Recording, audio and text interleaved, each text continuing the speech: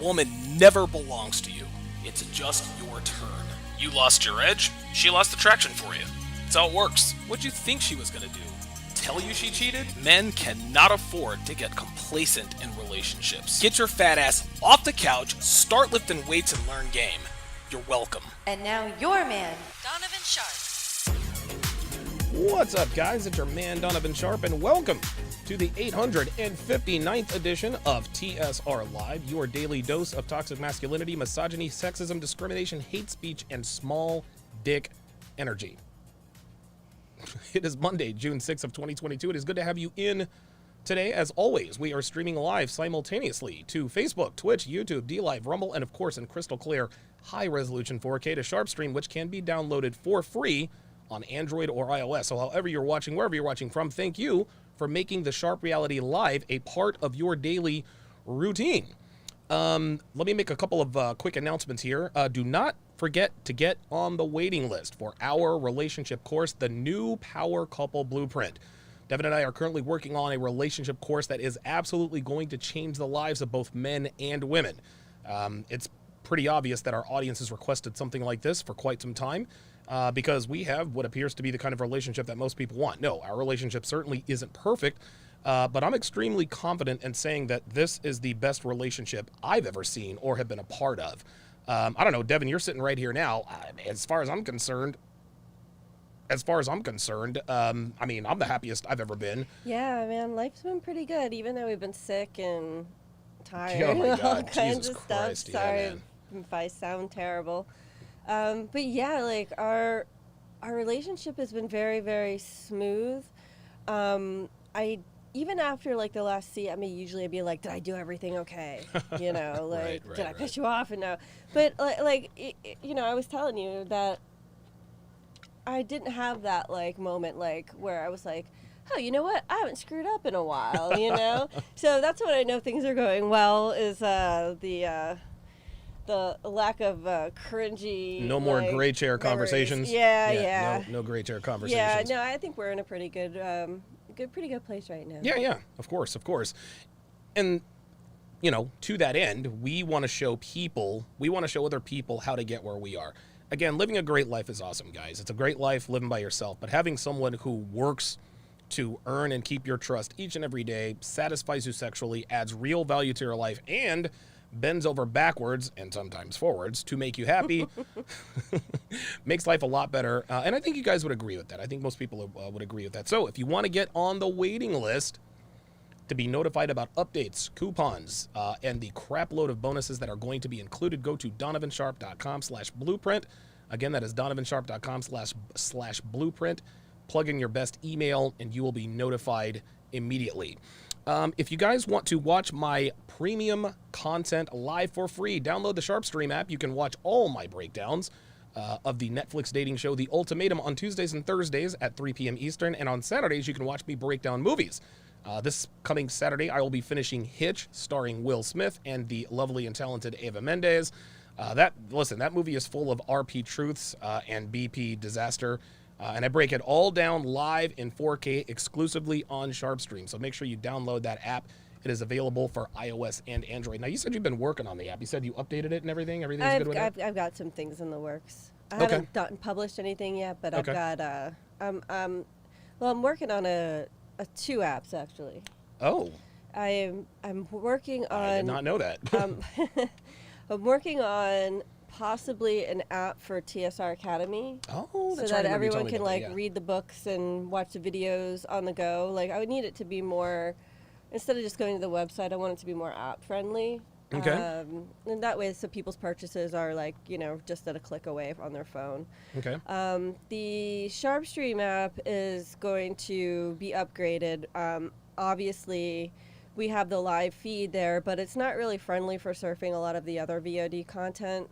So that's my goal, is to make that more like a Netflix type of app. Okay, cool. That definitely sounds like it would work for all involved. Shout out to my my snipers on the Sharpe Stream side. We've got JBlaze11, Dre Raven, Oxcrag, Apollo, and another Apollo. So I guess Apollo is triple dipping, I suppose. Double dipping in one, I don't know. Shout out to my sharpshooters on the YouTube side. JBlaze11, Black Lemur 2009. Looks like we've got Bryce Friday. Rebel 5150 is in the house. Rebel 5150 says CGA voice. Hold on. That was supposed to say. Oh, wait a minute. There we are. Here we go. Nope. No cohabitation. No cohabitation. Yeah, you don't have to you don't have to live with each other to have a solid relationship. But we'll get all into that when and if the time comes. Yeah, it's possible. And like I said, we're gonna try to show people what we're really made of here. So I'm very much looking forward to that. Had a productive weekend. We watched the NASCAR. We watched the end of the NASCAR race, so that was a lot of fun. How was your weekend? I worked all weekend. Even though you were sick? I was very sick. Yes, and I did work all weekend. I did a lot of back end stuff, so hopefully nobody will notice all the work that I did. That's how I know I did a good job. You never notice anything because updating a lot of the plugins and stuff for the website it can break very easily. So no, absolutely. It's all very fragile. Okay, so we have a fantastic show in store for you guys today. We are going to talk about the difference between the main chick and a side chick.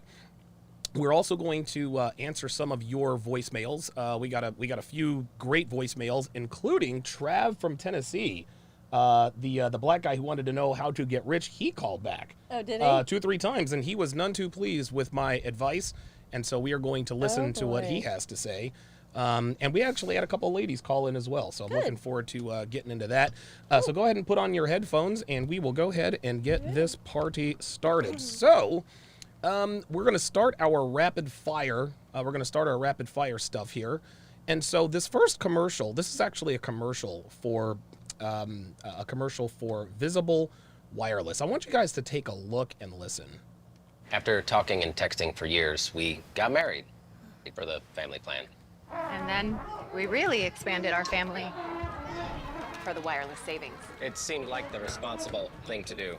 And then, just yesterday, my sister told me about Visible. Yeah, get unlimited data for as low as $25 a month. No family needed. Family plan savings without the family. Family plan savings without the family. No family needed. Dev, your thoughts. What are your first thoughts watching this? Yeah, this is more of the dual income, no kids, single life that's pervasive in our media right now. Yep. Even every day, I'm seeing headlines about people with dual income, no kids. What are the benefits? So and so. More or less people are having kids, and then the occasional, oh my God, the population's falling. There you go. But yeah, I mean, this just pretty much makes having a family look like hell. Yes, right. And let me just rewind it a little bit. This is so interesting. Do you see how chaotic they make a family look? Like we've got a kid, like looks like they've got 2 babies, and this is kind of weird because they look like unless they're fraternal twins. We've got a couple of teenagers, we got, bubbles being blown, we got all this. Listen, parenthood can get like this, I'm assuming, but it's not like this. Come on. 1, 2, 3, 4, 5, 6, 7. How many kids do they have? 8? They have like 8 kids, and she's still thin, which is not realistic. Well, not only that, you can't have 2 babies that close in age. Of course not. I like the girl with the cake on her face. So yes, that's pretty funny. Well, exactly. But so we go from that to this. Right? No, and it says no family needed. Everything is clean. She's single. She's young.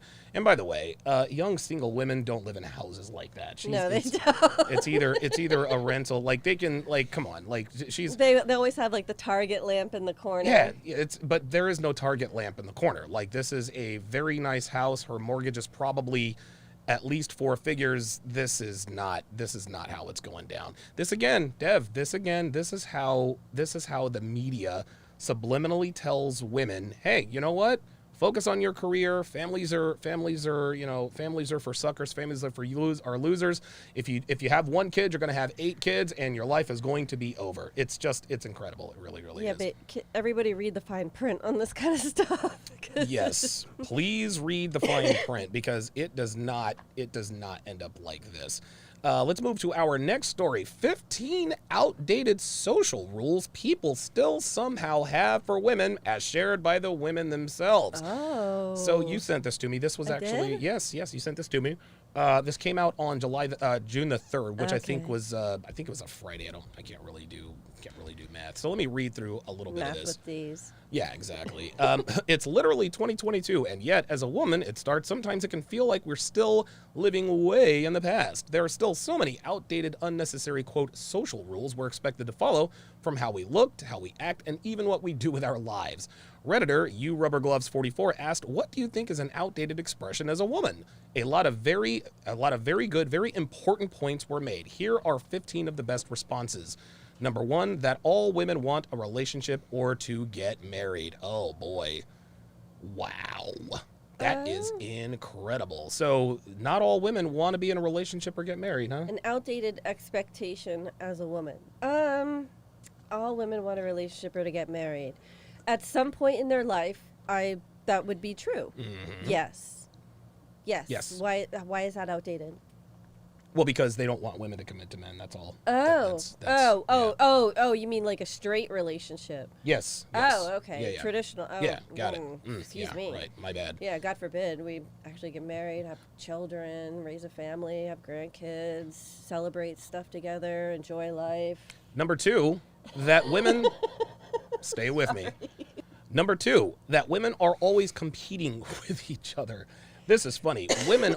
Oh, careful. Women are always competing with each other. How false is this? That's outdated? Women have been competing with each other since the dawn of time. I mean, her username checks out, that's for sure. What is it, you Rubber Gloves? No, Oh, it's you Christine Fights. Fights. Oh, wow.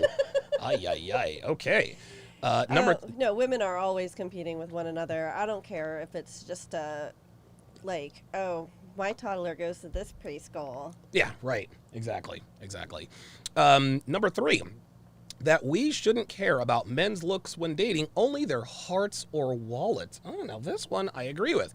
Looks aren't everything, but for some reason women are expected to sacrifice their sexual attraction just to get a man. What are your thoughts on that? I've never heard of that before. That's so outdated. I've never heard of it before. Jesus Christ, yeah, exactly. No, you're not supposed to marry someone you're not attracted to, are you? Unless it depends on the culture, maybe? Yeah, like maybe. arranged marriage? Yeah, maybe.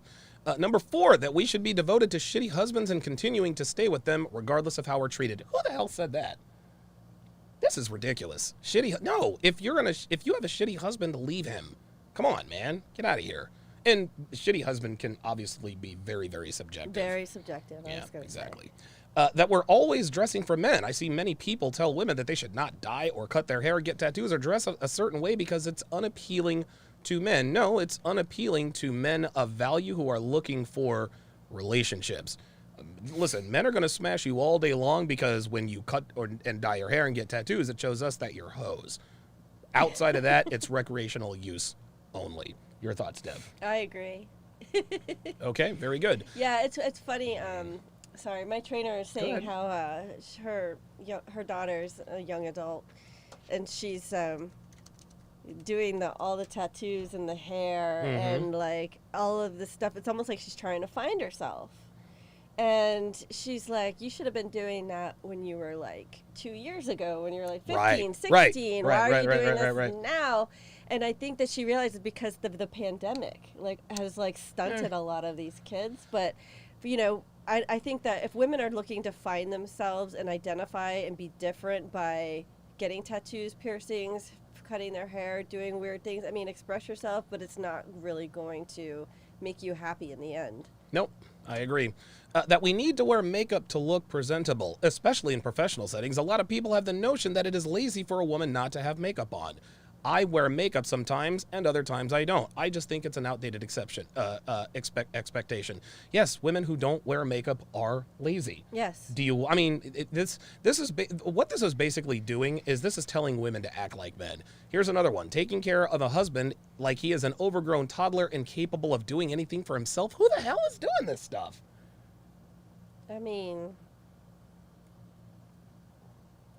Yeah. Number 8, automatically assuming all women enjoy, want, and will have children. I can't tell you how many times I've been told I'll change my mind about having kids. One man even said my, quote, hormones will change my mind once I'm in my late 30s. I wonder how old she is. Probably 36. I'm thinking that she's probably younger than that. Otherwise, she probably wouldn't have said that. Let's move to the next. Okay. Let's move to the next article. Say I do to you. Why an increasing number of women are trying to get married to themselves. Oh, isn't that interesting? So if we go back here, this outdated. Yes, that women are always competing with. Wait, hold on 1 second. That all women want a relationship or to get married, yet an increasing number of women are getting married to themselves. So pathetic. Yeah. It's very, very contradictory. Learning to love yourself is the greatest love of all. So saying the late, great Whitney Houston in her 1986 hit, The Greatest Love of All. In 2022, that mantra captures the mood of the moment. Today, living your best life includes being true to who you are, loving yourself regardless of how it fits in with society's long-established norms. For an increasing number of people, primarily women, the ultimate expression of self-love is to marry yourself. The formal name for self-marriage is sologamy. It isn't legally binding like a conventional marriage, but there are no laws against it anywhere in the world. Sologamy has reportedly been around since the early 1990s when an American woman, Linda Barker, married herself in front of 7 bridesmaids and 75 guests. But to some, the quote, godmother of sologamy is a fictional character, Carrie Bradshaw. In a 2002 episode of the TV show Sex and the City, she mused about marrying herself after lamenting that there are no special occasions that celebrate single people aside from birthdays. Since the show aired, countless women, especially in the US, the UK, Australia, and Japan, have taken the solo plunge for real. Dev, your thoughts? This is ridiculous, and it's stupid, and it's sologamy. Sologamy? It's sologamy. Sologamy, okay. Oh, yeah, like, what's her name? Polygamy. Yeah, on Fresh and Fit, yeah. She was, dude, she was so stupid, it was actually amusing. I loved her to death. She was awesome. Yeah, this is just pathetic. Then, of course, this led to the imarriedme.com. So there is a website here called imarriedme.com. There's all sorts of gifts that you can buy yourself. I love me, a ring sizer, a tea heart. Oh, look at this. It's area code 415. If I'm not mistaken, that's the Bay Area. That shouldn't surprise anyone. Well, I'll tell you what, startups are... Startups are all the rage out in Silicon Valley, right? Dude, I should have thought about that. I wouldn't have to do Jeffrey this. Levin jewelry, like, there's a market for anything. You know it. Brides are wearing black. Oh, wait a minute. Black. Brides are wearing black. Hold up. Wait a minute. There we go. I got that wrong. I did years ago and don't regret a thing. Oh my God. So why did you send me this article? This is interesting. I think the progression of things is like, okay, let's shit on marriage. Excuse me. Language. Let's poop on marriage and poop on people who want relationships. We don't need no man. Let's marry ourselves. I'm good enough for me. And then, oh wait, if you do choose to get married, then don't present yourself as a... Present yourself as a whore. Like, don't present yourself in the any opposite- sense of tradition. Like, Well, the opposite of white. Well, hold on. The opposite of white is black, right? Right. If you wear white, you're pure. If you wear black, what does that tell you? Well, the white is a symbol of, like, the Purity. Purity, a start of something new. Black is a symbol of the end of something and death. So why are you like? If you're saying it's a funeral for your single life, maybe, but this is. I mean, would you? Like, I want to know what men think about this. Like, if your wife came down the aisle, the bride-to-be came down the aisle in a black wedding dress, didn't tell you anything about it. Oh, my God. She just started coming down in a black dress. What do you do? That's what I do. I was not surprised to read about the trend of brides wearing black wedding dresses. After all, I'd worn a $200 off-the-rack black floor-length number to my own ceremony in 1996. That was a year before Sex and the City's Sarah... There we are with Sex and the City again. Doesn't make any sense. Sarah Jessica Parker famously donned a ruffled onyx ball gown to her New York celebration when she wed Matthew Broderick. Since weddings are back with a vengeance after the coronavirus crisis forced the cancellation of indoor events, brides are making their own rules, and what rules is black? I'm sure it does. I'm sure it does. It's our hottest trend, said Laura McKeever, the Pennsylvania-based head of public relations for David's Bridal, the largest American wedding dress chain with 300 stores across the country. Hundreds of requests from brides prompted their purchase team to turn their best-selling $9.99 white dress, ball gowns, mermaid, silk, sleek silhouettes into black options too, McKeever said. While they were custom only, the style is so popular that they'll soon be hitting stores so brides can try them on first. So now we're going. Not only has womanism captured the hearts and minds of women, it is. Oops, sorry about that. I didn't mean to do that, Bryce. Sorry about that. It's captured the hearts and minds of women, but now it's captured the hearts and minds of David's Bridal. Wearing a black wedding dress, to me, that's disrespectful to your husband to be. That's what I think as well. Yeah. That's literally telling everyone that I am literally the opposite of pure. Not that we didn't know that about most brides, but at some point, come on, like, you don't have to put it out there like that. It's ridiculous. You know how I watch a lot of like these like crime shows and stuff? Yeah. The other day there was a story about a couple, and the guy married a woman, but the guy had a best man, but it was a female. Uh-oh. You can kind of guess why this turned into a crime story, but the fact is, like you know, what traditional weddings have maintained those traditions for years for purposes, and just to break the mold just because you think it's cool, I think that has long-term effects. Yeah, brides wearing black. That's just, I mean, like I said, man, it's like we know. Pure about me. Yeah, that's ridiculous. It's the stupidest thing I've ever seen, ever. A Pew Research study, shows that a majority of single women in America are not on the dating market. They're not looking for marriage, and they're not looking for a committed relationship. They're not looking for casual sex. They're just not interested. Stop the cap. Yeah, this is cap. I do not even care. Here's a link to the study. I don't trust any sort of study. This is absolutely ridiculous. I did kind of look through the study, and nothing I saw in the study would lead me to summarize that headline that they put on this. So yeah. So okay, fewer people are having babies and stuff like that. Well, we know that. We just came out of a pandemic. And this was conducted before the Roe v. Wade leak. When the overturn becomes official, how many more women will stop seeing dating as a net positive and just quit altogether? Oh my God. So if you can't see, this is why. If you can't trap a man with a kid, then what's the use for relationships? That's literally what that said. Literally what that said. Unless you can exploit a man financially by baby trapping him or committing paternity fraud, we as women, we're out. That's what that says to me. Okay, moving on. I thought you were going to be a little bit quicker on the uptake than that, but we're going to keep going. Nope, that's quite all right. The next story.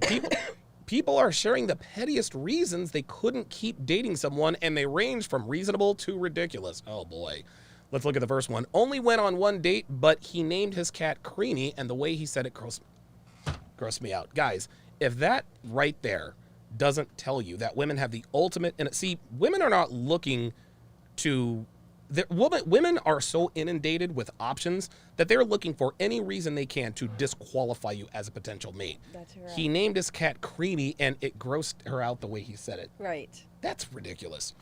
Look at this. I ended things with a guy for various and other reasons, but the most annoying one was how many times he told me that, quote, he'd leave me for Miranda Lambert in a heartbeat. Which, okay, I get it. Some people have a, quote, list of celebrities they'd leave their significant other for, mostly as a joke. But this was like every day. He'd just randomly say it, not related to the conversations we were having at the time, and he meant it. He made sure I understood that. If for some godforsaken reason Miranda Lambert walked in through the door, I was gone. That's being petty. Yeah, I think this guy thought that was his way of asserting his I think that dominance or something. Yeah, that was his. He got the whole pre-selection thing wrong. He figures, like, you can't let your girl... See, your girl knows you want to fuck bitches, but she needs to know that other bitches want to fuck you. It doesn't... You know what I mean? Yeah. It doesn't work that way. Oh, yeah, I'd fuck this bitch and that bitch. Yeah, that'll make her... That she won't go nowhere. No. See, this is a guy, and I'm going to do a podcast on this. I'm going to call this Red Pill Overdose. The guy who talked about Miranda Lambert each and every day, he is a guy who has Red Pill Overdose. He mistook it. He took it to a whole... Ooh, wow, Miranda Lambert has very knobby knees. Dude, no wonder Blake Shelton left her. Eesh.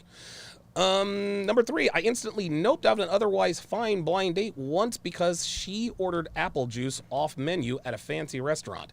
19-year-old me thought of apple juice as a, quote, toddler's drink, and I just couldn't get past it. I'm no longer that petty, but I did make the mistake of mentioning this to my wife once many years ago, and now she makes a habit of ordering apple juice whenever we're at a fancy restaurant just to see if I squirm. Yeah, that was a stupid reason. Here's another one. Oh, see, she insisted on hanging out at home, but she lived with like 6 people, and they always had friends over. I felt like the boyfriend extra on Friends or Seinfeld. Oh, boy. If she's living with 6 people, that means that she's definitely a broke bitch. Yeah. Let's read one more here. Number 5. I once turned down a guy because his bedroom voice had a speech impediment. In public, he spoke without one, and if he had a speech impediment 100% of the time, I would have still dated him. However, it was like he flipped a switch, and when we were alone to start sexy time, he would talk like a little kid. Ooh, that's okay. Yeah, that's a little, yeah. He still used big words, full sentences, proper grammar, but didn't pronounce things correctly. I wasn't sure if he was trying a kink or if it was just slipping him into a relaxed mode. My attraction to him immediately dried out, shriveled up, and died when he asked me to wide him. Oh my god. Oh my god. 21-year-old me didn't know how to approach it, so I said I had my period and bailed. I would have too. That's pretty bad. Come on, man. Yeah, I don't want to be anyone's mommy. Oh my god. You want to suck my widow dick? You want me to hit it from behind? Is that what you want? You like this? Wide me, baby, wide me. Yeah, wide me, baby. Oh, Jesus fucking Christ. A man in India divorced his wife for, get this, cooking him instant noodles every day for lunch, for breakfast, lunch, and dinner, judge says. Oh, boy. A judge in India said a man divorced his wife for cooking him instant noodles every day. Principal District and Sessions and Court Judge M.L. Raghunath recounted the incident on May 27th at a press conference at a court in Malavadi. Oh, I can't even. Whoa, it's a city in India. Okay, Raghunath told the outlet, and I would never know how to pronounce that name if not for MGTOW Dictionary. So shout out to him. Raghunath told the outlet that he was a district judge in Bellary when he attended to what he called the Maggi case. He did not provide information on the date of the case or the names of the couple involved. Insider was not able to independently verify the case. The man said that his wife would buy packets of Maggi noodles, a brand of instant noodles, and serve them to him for breakfast, lunch, and dinner throughout their marriage. Raghunath said at the press conference per the new outlet. Eventually, the couple divorced on mutual consent, the judge said. Under India's Special Marriage Act 1954, divorce by mutual consent requires both parties to live separately for 1 year and agree to dissolve the marriage. So she made him noodles. She made him noodles for lunch, breakfast, lunch, and dinner. Okay. This is a guy who does not have options because at some point, I mean, I wonder how many years they were married. That's what I was curious about too, and like, what was her grocery budget? $6 maybe, or I don't know, month? 100 rupees. I don't know, but dude, like, listen. You know me. I like ramen noodles as much as the next unhealthy guy. Cup but dude, noodle. For breakfast, lunch, you're not supposed to say anything about that. Guys, listen. I love chicken cup of noodles. It's terrible for me. It's probably shaved 5 years off my life at this point, but I don't care. Good for him. If this is true, I would have dumped her a long time ago. Let's go to the next story. You guys are gonna love this. Yeah, we're gonna see this a lot. A researcher's avatar was sexually assaulted on a metaverse platform owned by Meta, making her the latest victim of sexual abuse on Meta's platforms, Watchdog says. Oh boy. A researcher entered the metaverse wanting to study users' behavior on Meta's social networking platform, Horizon World. But within an hour after she donned her Oculus virtual reality headset, she says her avatar was E-part in the virtual space. Metaverse, another cesspool of toxic content, a new report published by the nonprofit advocacy group Some of Us, on Tuesday details the researcher's violent encounter in Meta's Horizon World. According to Some of Us account, users invited the researcher to a private party on Horizon World earlier this month. Users in the same room then asked her to disable a setting that prevented others from getting within 4 feet of her. Oh my God. She fell for the okie doke. Dude, the report linked to a video that the group says shows what happened to the researcher's avatar from her perspective. In the video, a male avatar is seen getting very close to her while another male avatar stands by watching. A bottle of what appears to be alcohol. Oh my God, are you, dude? Seriously? The two voices, this is, dude, this is, Dev. Like, this is ridiculous. Like, this is ridiculous. Now, what is this, virtual EPAR? Like, what are we doing? This is like, This is somebody craziness. drawing a picture of you naked and you, like, suing them. Yes, right, yes. You drew a naked picture of me and you put it on the That's internet. assault. Yes, that's Jesus Christ. Yeah, we got to draw the line. I mean, between the virtual and the what look like and, you know, it doesn't, I mean, first of all, what do they expect? Right. If you program these avatars to be able to touch each other, like, this had to be in the program. Well, see, here's the thing. You're right. The thing is this, Dev. Sexual intercourse did not occur. Yet she's, you know what I mean? Like, she's calling it EPAR. Nobody had sex with anybody. You can't EPAR an avatar. Like, is there an avatar penis? Like, come on, man. Listen, man, this is, to be serious, this is why we have pew-pewers. Because men are not allowed to interact with women anywhere, not even in the metaverse. They can. They just have to be very cordial and very nice and very respectful of her boundaries. Make sure that they have consent to even look at their way. Yeah. Do I have permission to become within 4 feet of your avatar? Absolutely freaking ridiculous. Nearly half of U.S. adults say dating has gotten harder for most people in the last 10 years. You don't say. Let's read this. Let's read this article here. Oh boy! All right, it's hard to find. I wonder if this is the same study as that Reddit post that we looked at earlier. Which one? The one about women are opting out of dating. I think this is the same study. It could be, but I think we might have I think we're coming up on that Reddit post next. As more Americans turn to online dating and the hashtag #AlsoMe movement leaves its imprint on the dating scene, nearly half of U.S. adults and a majority of women say that dating has become harder in the last 10 years. Well, this is what happens. Among those who are on the dating market, the 15% of American adults who are single and looking for a committed relationship or casual dates, most say they are dissatisfied with their dating lives and that it has been difficult to find people to date, according to a Pew Research Center survey conducted in October of 2019.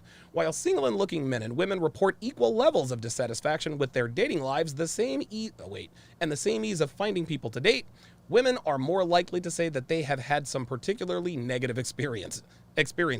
Most women who are currently single and looking to date, 65%, say that they have experienced at least one of 6 harassing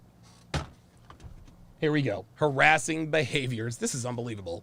Harassing behaviors asked about in the survey from someone they were dating or had been on a date with, such as being touched in a way that made them uncomfortable or rumors being spread about their sexual history. This compares with 50% of men who are single and looking. That's bullshit. The pattern holds when looking at all men and women, whether they are currently on the dating market or not. Women are also more likely to see risk, both physical and emotional, when it comes to dating. When those who say dating has become harder for most people in the last 10 years are asked to describe in their own words why they think this is the case, women are twice as likely as men to cite increased risk. For their part, men are more likely than women to say technology is the reason dating has gotten harder. Overall, 47% of Americans say dating is now harder than it was 10 years ago, while 19% say it's easier and 33% say it's about the same. Your thoughts? Okay. It's never been safer to date, especially like now you can meet people online, you can vet them online, you can have conversations with them, you can have video calls with them, you can look up their social media, you can have all these options before you actually go on a date. Now, when you're on the date, you have a phone.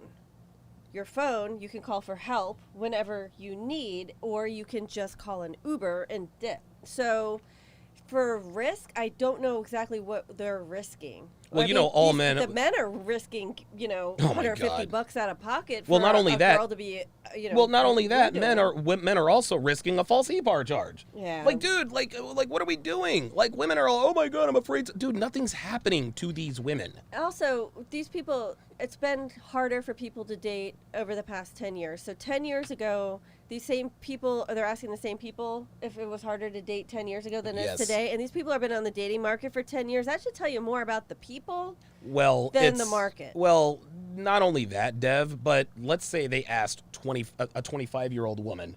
Let's say asked a 35-year-old woman. They surveyed her at 25, and now of course, a 35-year-old woman is going to say that it's harder for me to date now that I'm 35. That's exactly right. As a natural byproduct of time going by. Like, dude, you see Yeah. how these things are skewed to make men still look like the devil? Yeah. Dating is harder because women are worried about getting EPAR'd. Get the fuck out of here, man. Unbelievable, dude. Women aren't your therapists. Women aren't your therapists. Women aren't your effing therapists. It was a bad joke. Look at a meme on Reddit. Some memes talk about Men's Mental Health Month, which is fine.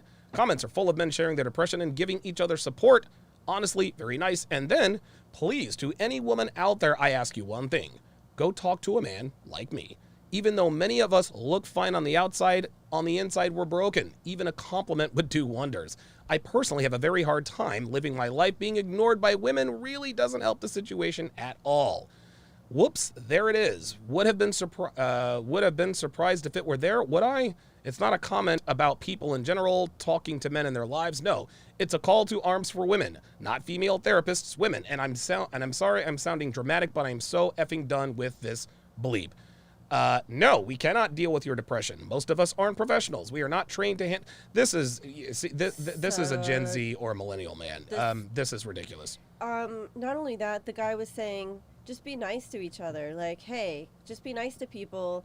She's not asking you to be their therapist. No, this is a She's just man who wrote this. Oh. Yes. See? Yeah. Says, go talk to a man like me, even though basically he's bitching and moaning about the fact that women don't pay attention to him, but then he's saying women aren't your therapists. This person needs help. Yeah. Dude, you are not owed our attention. It is sad to be romantically and sexually ignored by the preferred group, and that's okay, but we don't owe you pity attention. This is a man who is upset. Women aren't manic pixie dream girls. Go to a therapist, join a forum about your condition, journal, connect with your family, your friends to a degree. They're not your therapist either. Oh, okay. Women aren't your nurturing mother figures besides your mother. Women aren't the solution to your personal problems. Rant over. That's what that is. So what are your thoughts now that you Okay, understand so this what's is really a guy going on? upset at other men for blaming women for their There you go. mental state. Yep. Okay. Not only that, It's a he little confusing. appears to be very pissed off that that women are not looking in his direction. Well, I mean, He said even a compliment would do wonders. Dude, women don't owe you compliments, fam. Like, listen, you don't owe women your attention any more than they owe you attention. Like, this is just how it is. nah, man, like, but man or female, just be nice to each other. That's all we're trying to do is get along out here, right? Yeah, well, not me. I don't give a shit. Nope. Yeah, exactly. I just broke up with my boyfriend over armpit hair. This is on 2X Chromosomes. My now ex-boyfriend and I got in an argument over me not shaving, and that was it for me. He said he wouldn't be attracted to me. I was already not very happy in the relationship, and I'm so relieved. This was the same man, oh, here we go, who coerced me into sex, wrote me into saying I love you, and lied to me. This was the final straw. So he coerced you into sex, he roped you into saying that you love him, and he lied to you. But your armpit hair, that's the reason why you decided to dump the guy? Ladies, never settle. It's not worth it. Edit, don't message me. I will not reply. Translation, she knows she's being fucking ridiculous. Yeah. Over armpit hair? Listen, this is the boyfriend's fault. You shouldn't have committed to a bitch who had armpit hair in the first place. I love that it got 14,000 upvotes, too. Wow, 1,300. Oh, wait, Those are 14,000 comments. upvotes. Are you kidding me? Yeah. Oh, wow, it sure did. Wow. Yeah. Because the armpit hair is the problem here. The armpit hair is the problem. Look, your boyfriend, the boyfriend of this Isabella Esh, whatever. Listen, man, she did you a favor, fam. Armpit hair is smelly, and nothing is more unattractive than a woman with armpit hair. That is fucking gross. That is absolutely gross. Ugh. Ugh. Let's go to the next thing. Okay. Yes. So now, this was actually a video. Oh God, I forgot who sent this to me. It was this was a video sent to me by one of my followers, and I apologize if I don't know who the name is. This is the equal pay rules of modern dating and understanding women. It's complicated. You have not seen this yet, but this dude subsequently debunks the wage gap. Here we Okay. go.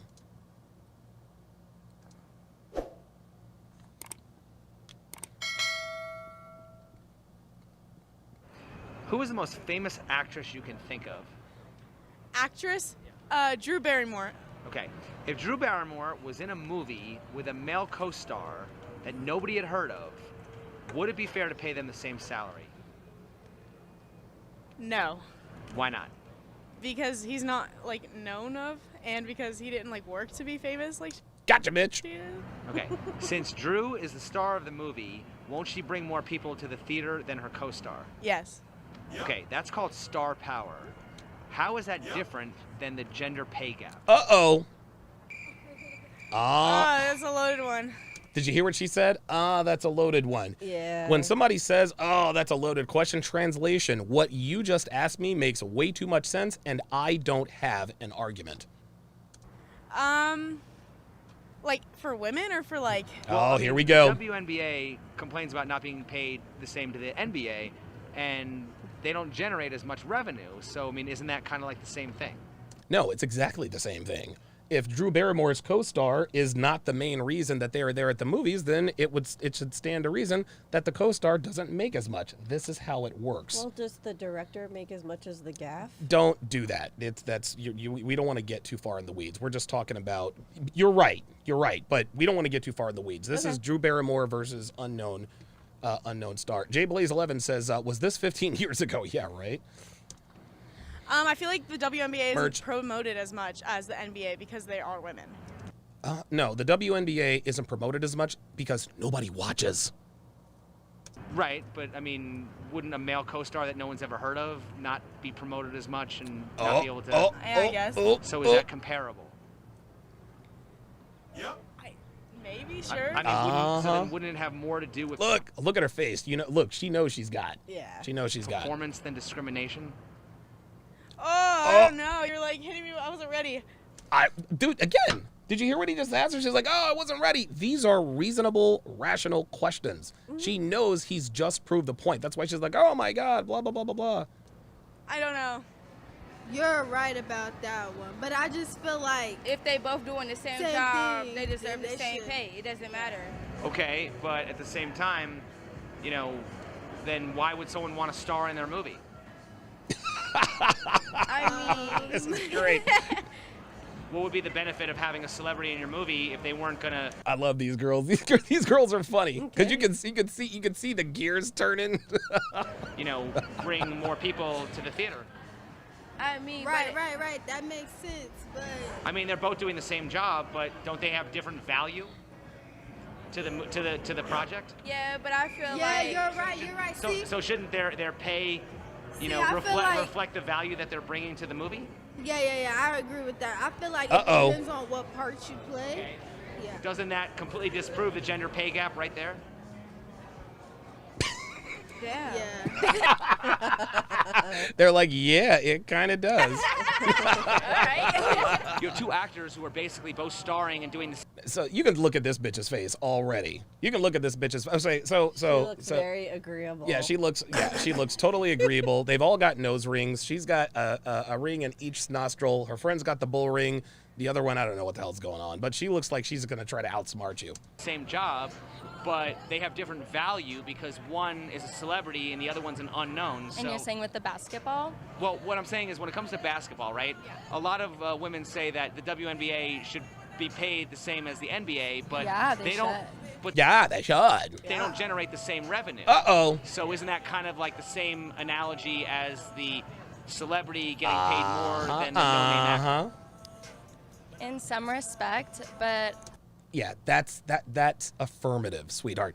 Do you see how they can never just say, yes, you're right? Mm-hmm. No, she says in some respects. At the end of the day, I would say to advertise them more in all respect. If we look at Nike, if we look at Adidas, who do we see? Like, we mostly see male, No, we don't. We see Nike, Adidas, we see them advertising females more than men. And look at her searching for the answers. Yeah. Athletes, I'm trying to make a pose. Models.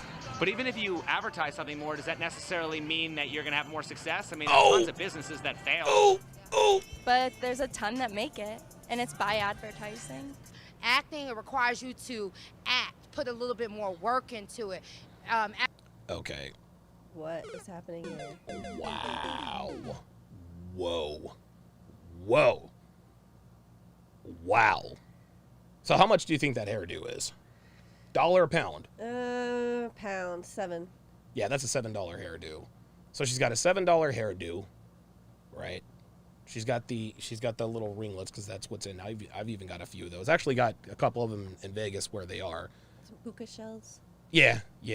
And then of course her chest area makes me hungry for pancakes. Actually, yeah. Yes. Oh boy.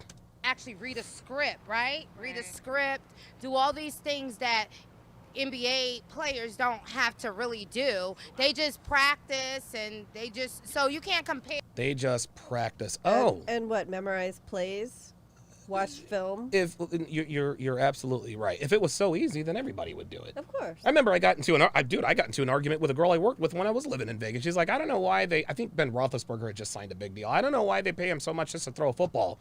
She said, and I said to her, well, you could be right, but how many people do you know can throw a football like Ben Roethlisberger? You know what she said? Crickets. And I told her, I said, any monkey can come in here and do my job. The more people that can perform your job at the level you perform it at, the less you stand to make. The less people that can perform your job, the more you stand to make. This is supply and demand. She didn't have to come back after that. Yeah. Compare them. You can't compare the two. Well, once again, as far as the pay rate is concerned. Well, once again, like I said, they're both, Look, her friend wants no part of this. Look, her friend is like, keep me out of this. I mean, they're both training. They're both basically, they're both doing, acting, whether you're a male or a female actor, you're still basically, doing the same work, but they shouldn't be paid the same? I don't know. I'm just saying, I'm over it. Yeah, I don't know. I'm over it. Next question. Next question. Yeah, they know their gut. I don't think it's based off of discrimination. I think it's based. Holy moly. Wow. So Latinas. Yeah, but dude, like, look, man. Like her genetics.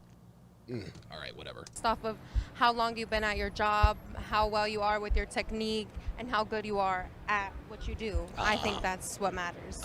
Do you think high-paid Hollywood actors should have their money redistributed so struggling actors can have a living wage? Watch this. No, those struggling actors need to work harder for their money if that's what they want. Huh? Okay. About that. But it's funny how a lot of Hollywood actors often talk about, socialism. Yeah, I see. So, see that? Okay. See, that smile on her face knows that he just made a point. How do you solve the gender pay gap? There's not a gender pay gap. That's complete bullshit. Oh, finally. There has been some skepticism about the gender pay gap, equal pay for equal work. Do you believe the wage gap is due more to sexism or productivity? I think it's sexism. Oh. Okay. I think men get paid more. Yep. Okay. It's got to be productivity.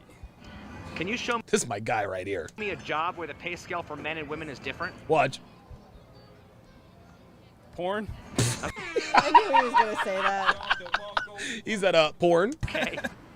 And the reason why women make more in porn is because there's more of a... People don't watch porn for the men. They watch it for the women. Number one. Number two, every guy wants to be a porn star, okay? Very few women, relative to the number of men in the world, every man would be a porn star. A lot of men would be a porn star if they could. That number dwarfs in comparison to women. The vast majority of women would never, ever, ever be a spicy movie star. That's why they get paid more, because because they suffer the highest consequences, man. There's a higher price. There's a much higher price for a woman to be a porn star than it is for a man. That's why they get paid more.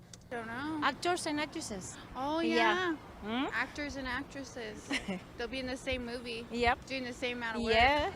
If the wage gap exists, then why would companies employ men when it would be cheaper to hire women? And that's really what this comes down to, Dev. They want people to show up for work. Well, yeah, if you want people to show up, hire women if you want them to show up for work. Yeah, good luck with that 30 days out of the month. That's the one thing that disproves the pay gap right there. If the pay gap really were real, if it were legal to pay women less than they pay men, then why wouldn't every company just hire a bunch of women? They don't, because there is no pay gap. And this is why we farm jobs out overseas, because people overseas work for less. That's why they take jobs overseas. They can't do that with people here because that's illegal. Because companies can be sexist, and that's like the point. That's the No, problem. no, that does not answer the question, I sweetie. think she's on drugs. Dude, every girl in Vegas is on Look drugs. at her eyes. Yeah, dude, every girl in Vegas is on something, dude. Why would companies employ men when it would be cheaper to hire women? You know, that is a good one. Hold Uh-huh. He's like, hold up, let me see. on. Uh-huh. They probably wouldn't. I mean, if women are capable of doing just as good a job and for less money, wouldn't it make sense for a company to hire all women? I mean, yeah, if women were getting paid less, what is it, 70 cents on the dollar? Yeah, companies would, find a good deal in that, yeah. Right, but they don't. And the reason why they don't is because there's no pay gap. Is there a wage gap or an earnings gap? Ooh! Is there a wage gap or an earnings gap? That is the better question. There is definitely an earnings gap. There is not a wage gap. Wow. It's got to be an earnings gap. There it is. If men earn more than women overall, could it possibly be because men typically choose higher paying jobs, more dangerous jobs, and work longer hours? Yep, these are all facts. I work as a truck driver. I don't see clearly as many female truck drivers There we go. as I do male. It's a dangerous job. It's Look up the average salary of a truck driver, would you, Dev? long job. You're driving for hours. Yeah, no. Don't women generally choose lower paying fields like education and This is nursing funny. as opposed to math, science, and ditch digging Yeah, jobs? more thinking more. So wouldn't Do you see her starting to turn the corner? wouldn't their pay reflect that? Yeah, women like to work with people. Men like to work with things. That's right. Don't It women says, also choose to take more time? It says between 48 and 80 a year. Okay, between $48,000 and $80,000 a year. This guy is awesome. Yeah, Jay Blaze says this guy is awesome. I love the way he formulates these questions. Off to focus on friends and family, whereas men are more likely to be. I'm going to rewind this. Yeah, women like to work with people. Men like to work with things. There you go. Don't women also choose to take more time off to focus on friends and family, whereas men are more likely to be devoted to work? I think, yeah, this is also another fact. There it is. Biology of life.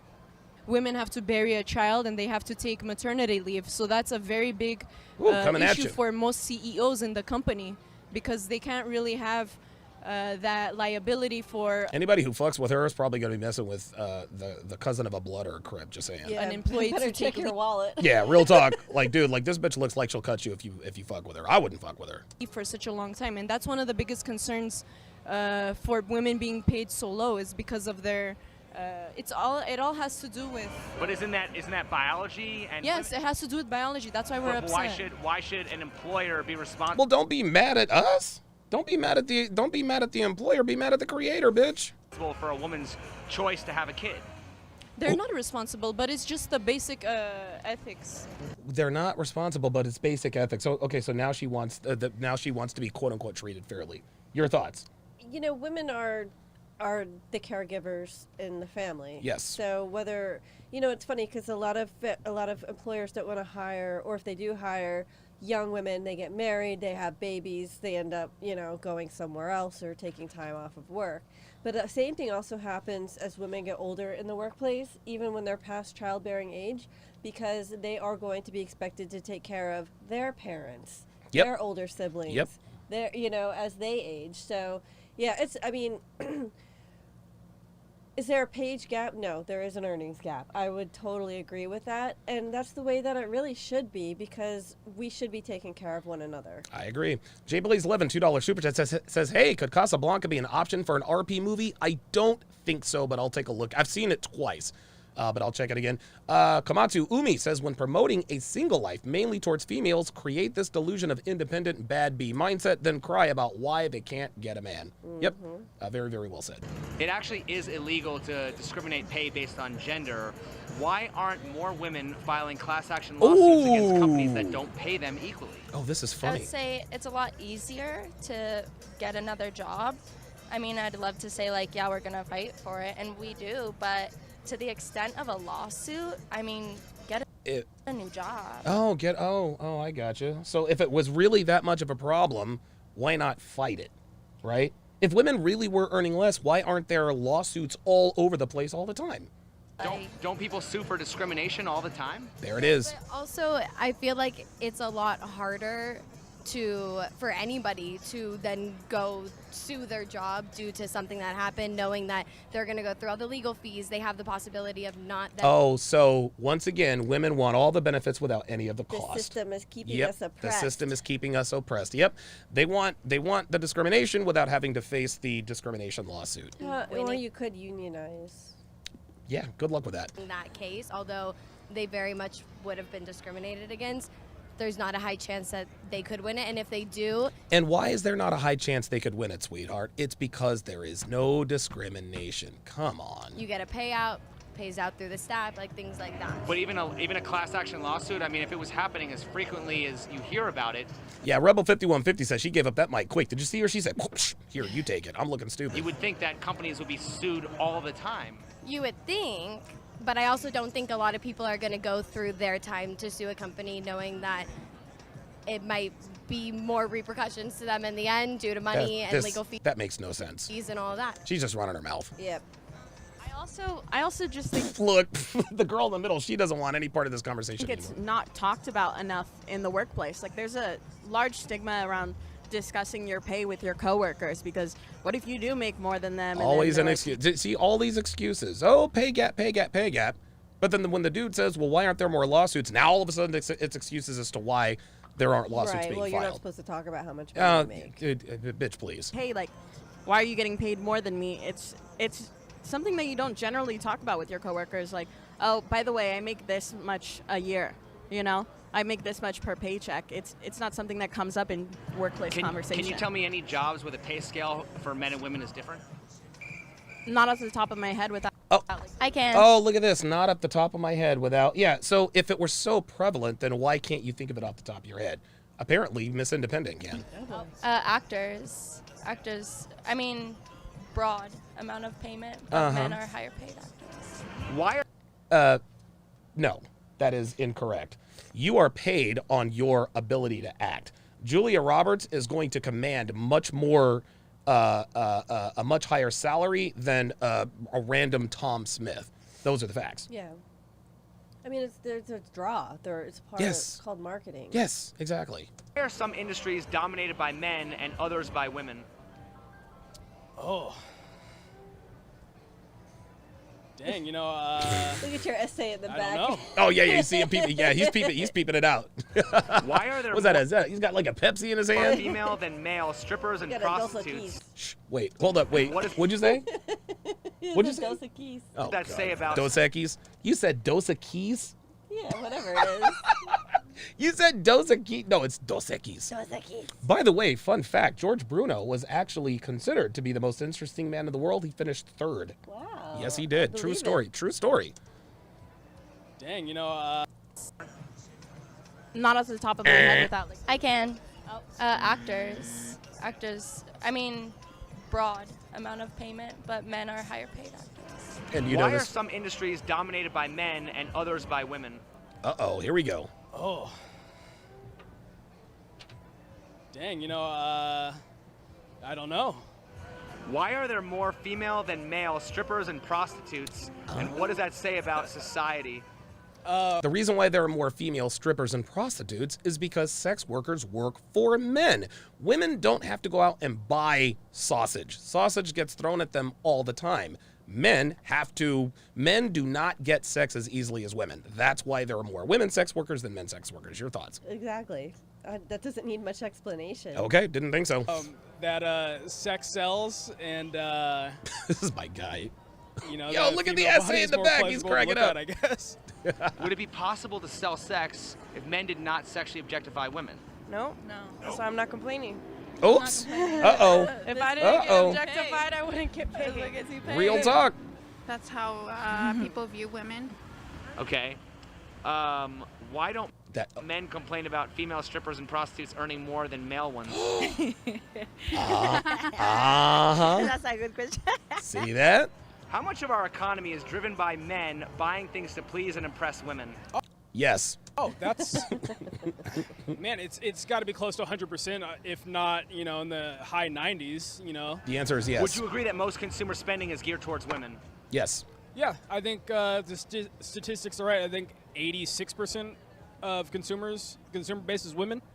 would you also agree that the media pushes a campaign of fear and consumption by exploiting men's need for female validation? Oh my Yeah, God. look at dating websites. They're not there to find love. They're there to extract as much resources out of men as possible. Don DeMarco, I've been saying this for years. Dating apps are not there to help people find love. They're there to make money. And because we know women aren't going to pay for access to men, the men are the ones who have to pay access for women. That's all there is to it.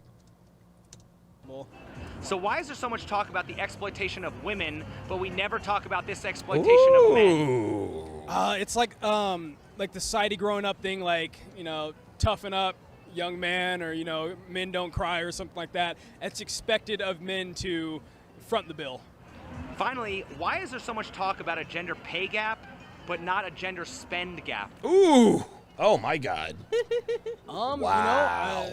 I sometimes I believe women want to be men in the sense of that they want the ambition, they want the drive that they have, they want the results, but results aren't given to everybody equally. How should we determine which jobs are more valuable? What's that? They want the power Yep. without the responsibility. There it is. There it is. Women want all the titles without the responsibility. This is a really good one right here. It's about supply and demand when it comes to value, what's valuable. So There it is. You know, if it's cracking, if it's a lot of people that want the business, whatever the job is offering, then it should pay more. You know, like McDonald's, man. I think McDonald's workers should get paid more. They making all them goddamn cheeseburgers, man. pay the McDonald's workers more money, man. Women can do more than men can in certain aspects, and men can do more than women can in certain aspects. So if a man is making more, it's because he's doing a job that I probably can't do. There it is. So can we agree that men and women are different?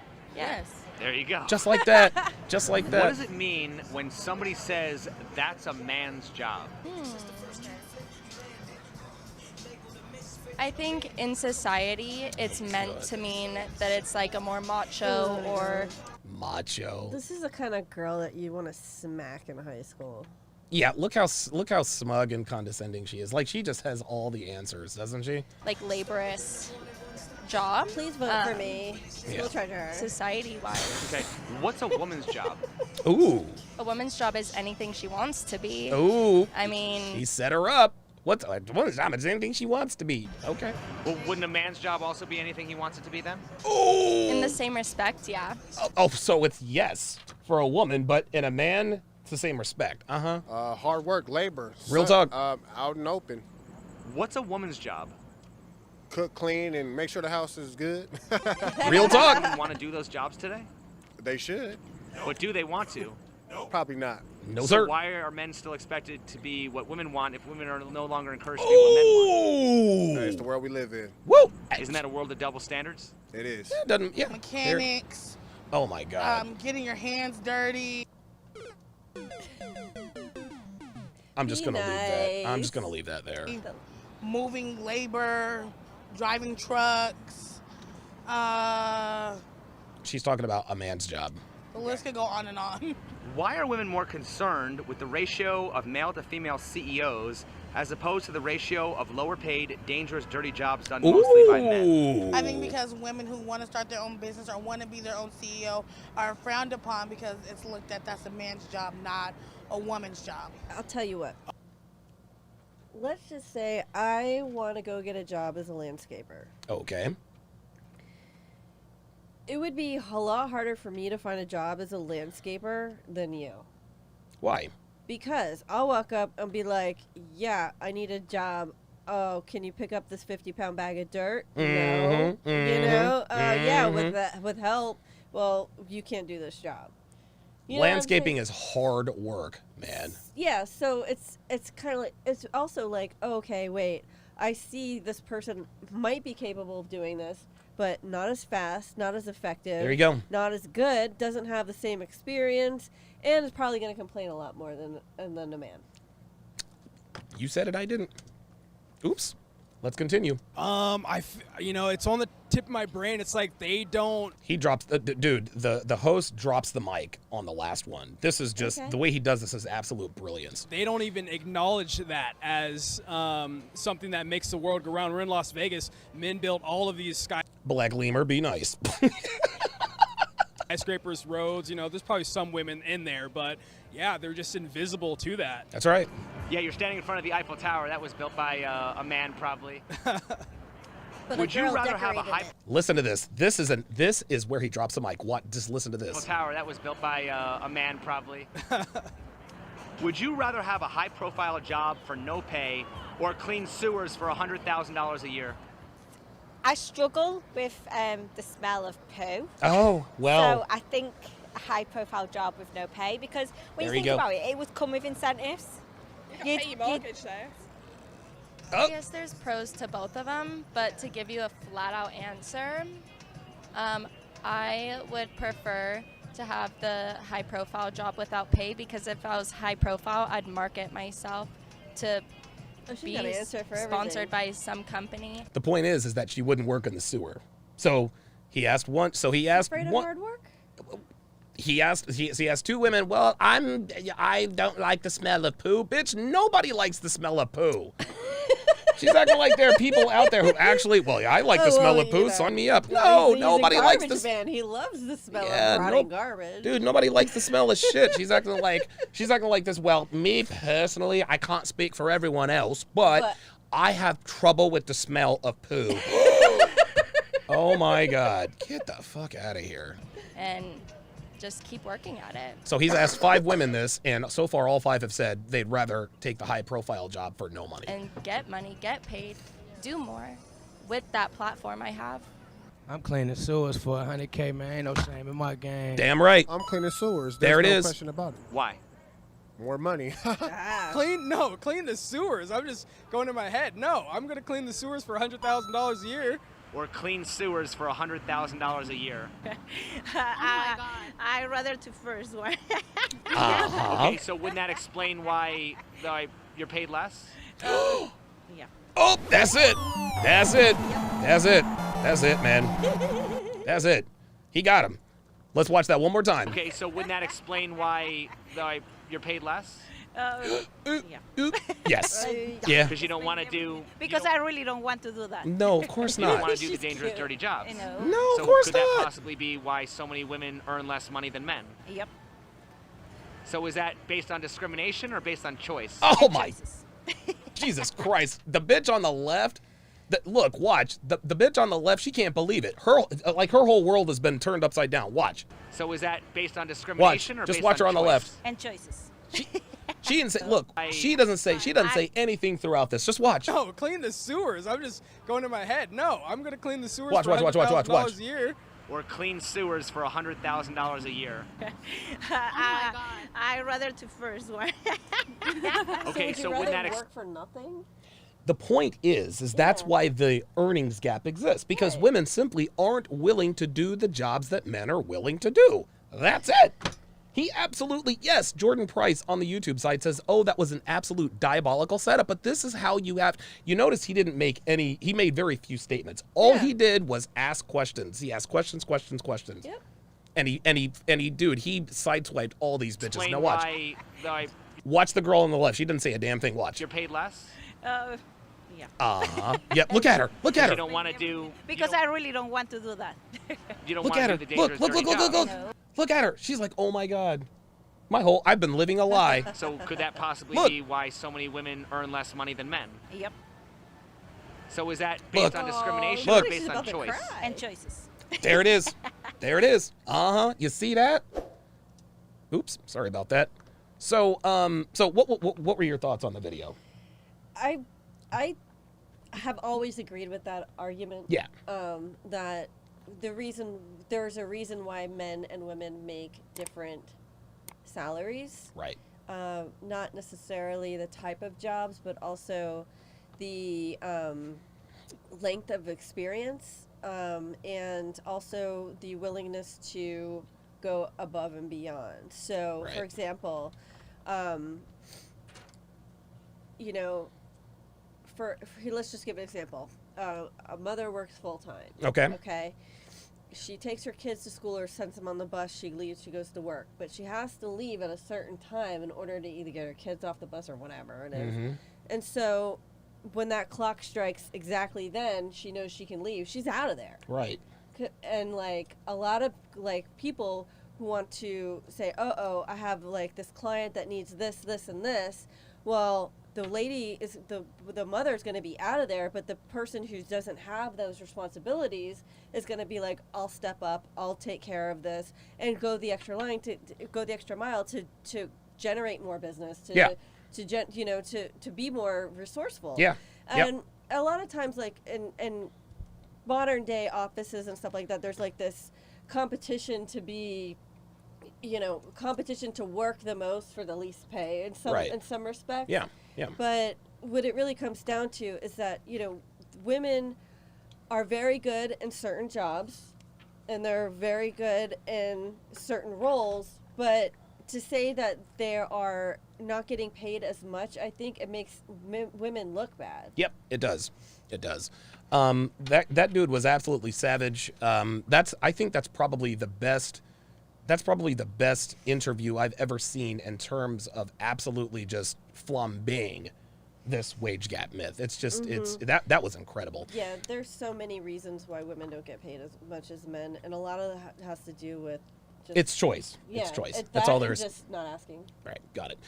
Jay with the $50 super sticker. Appreciate that very, very much.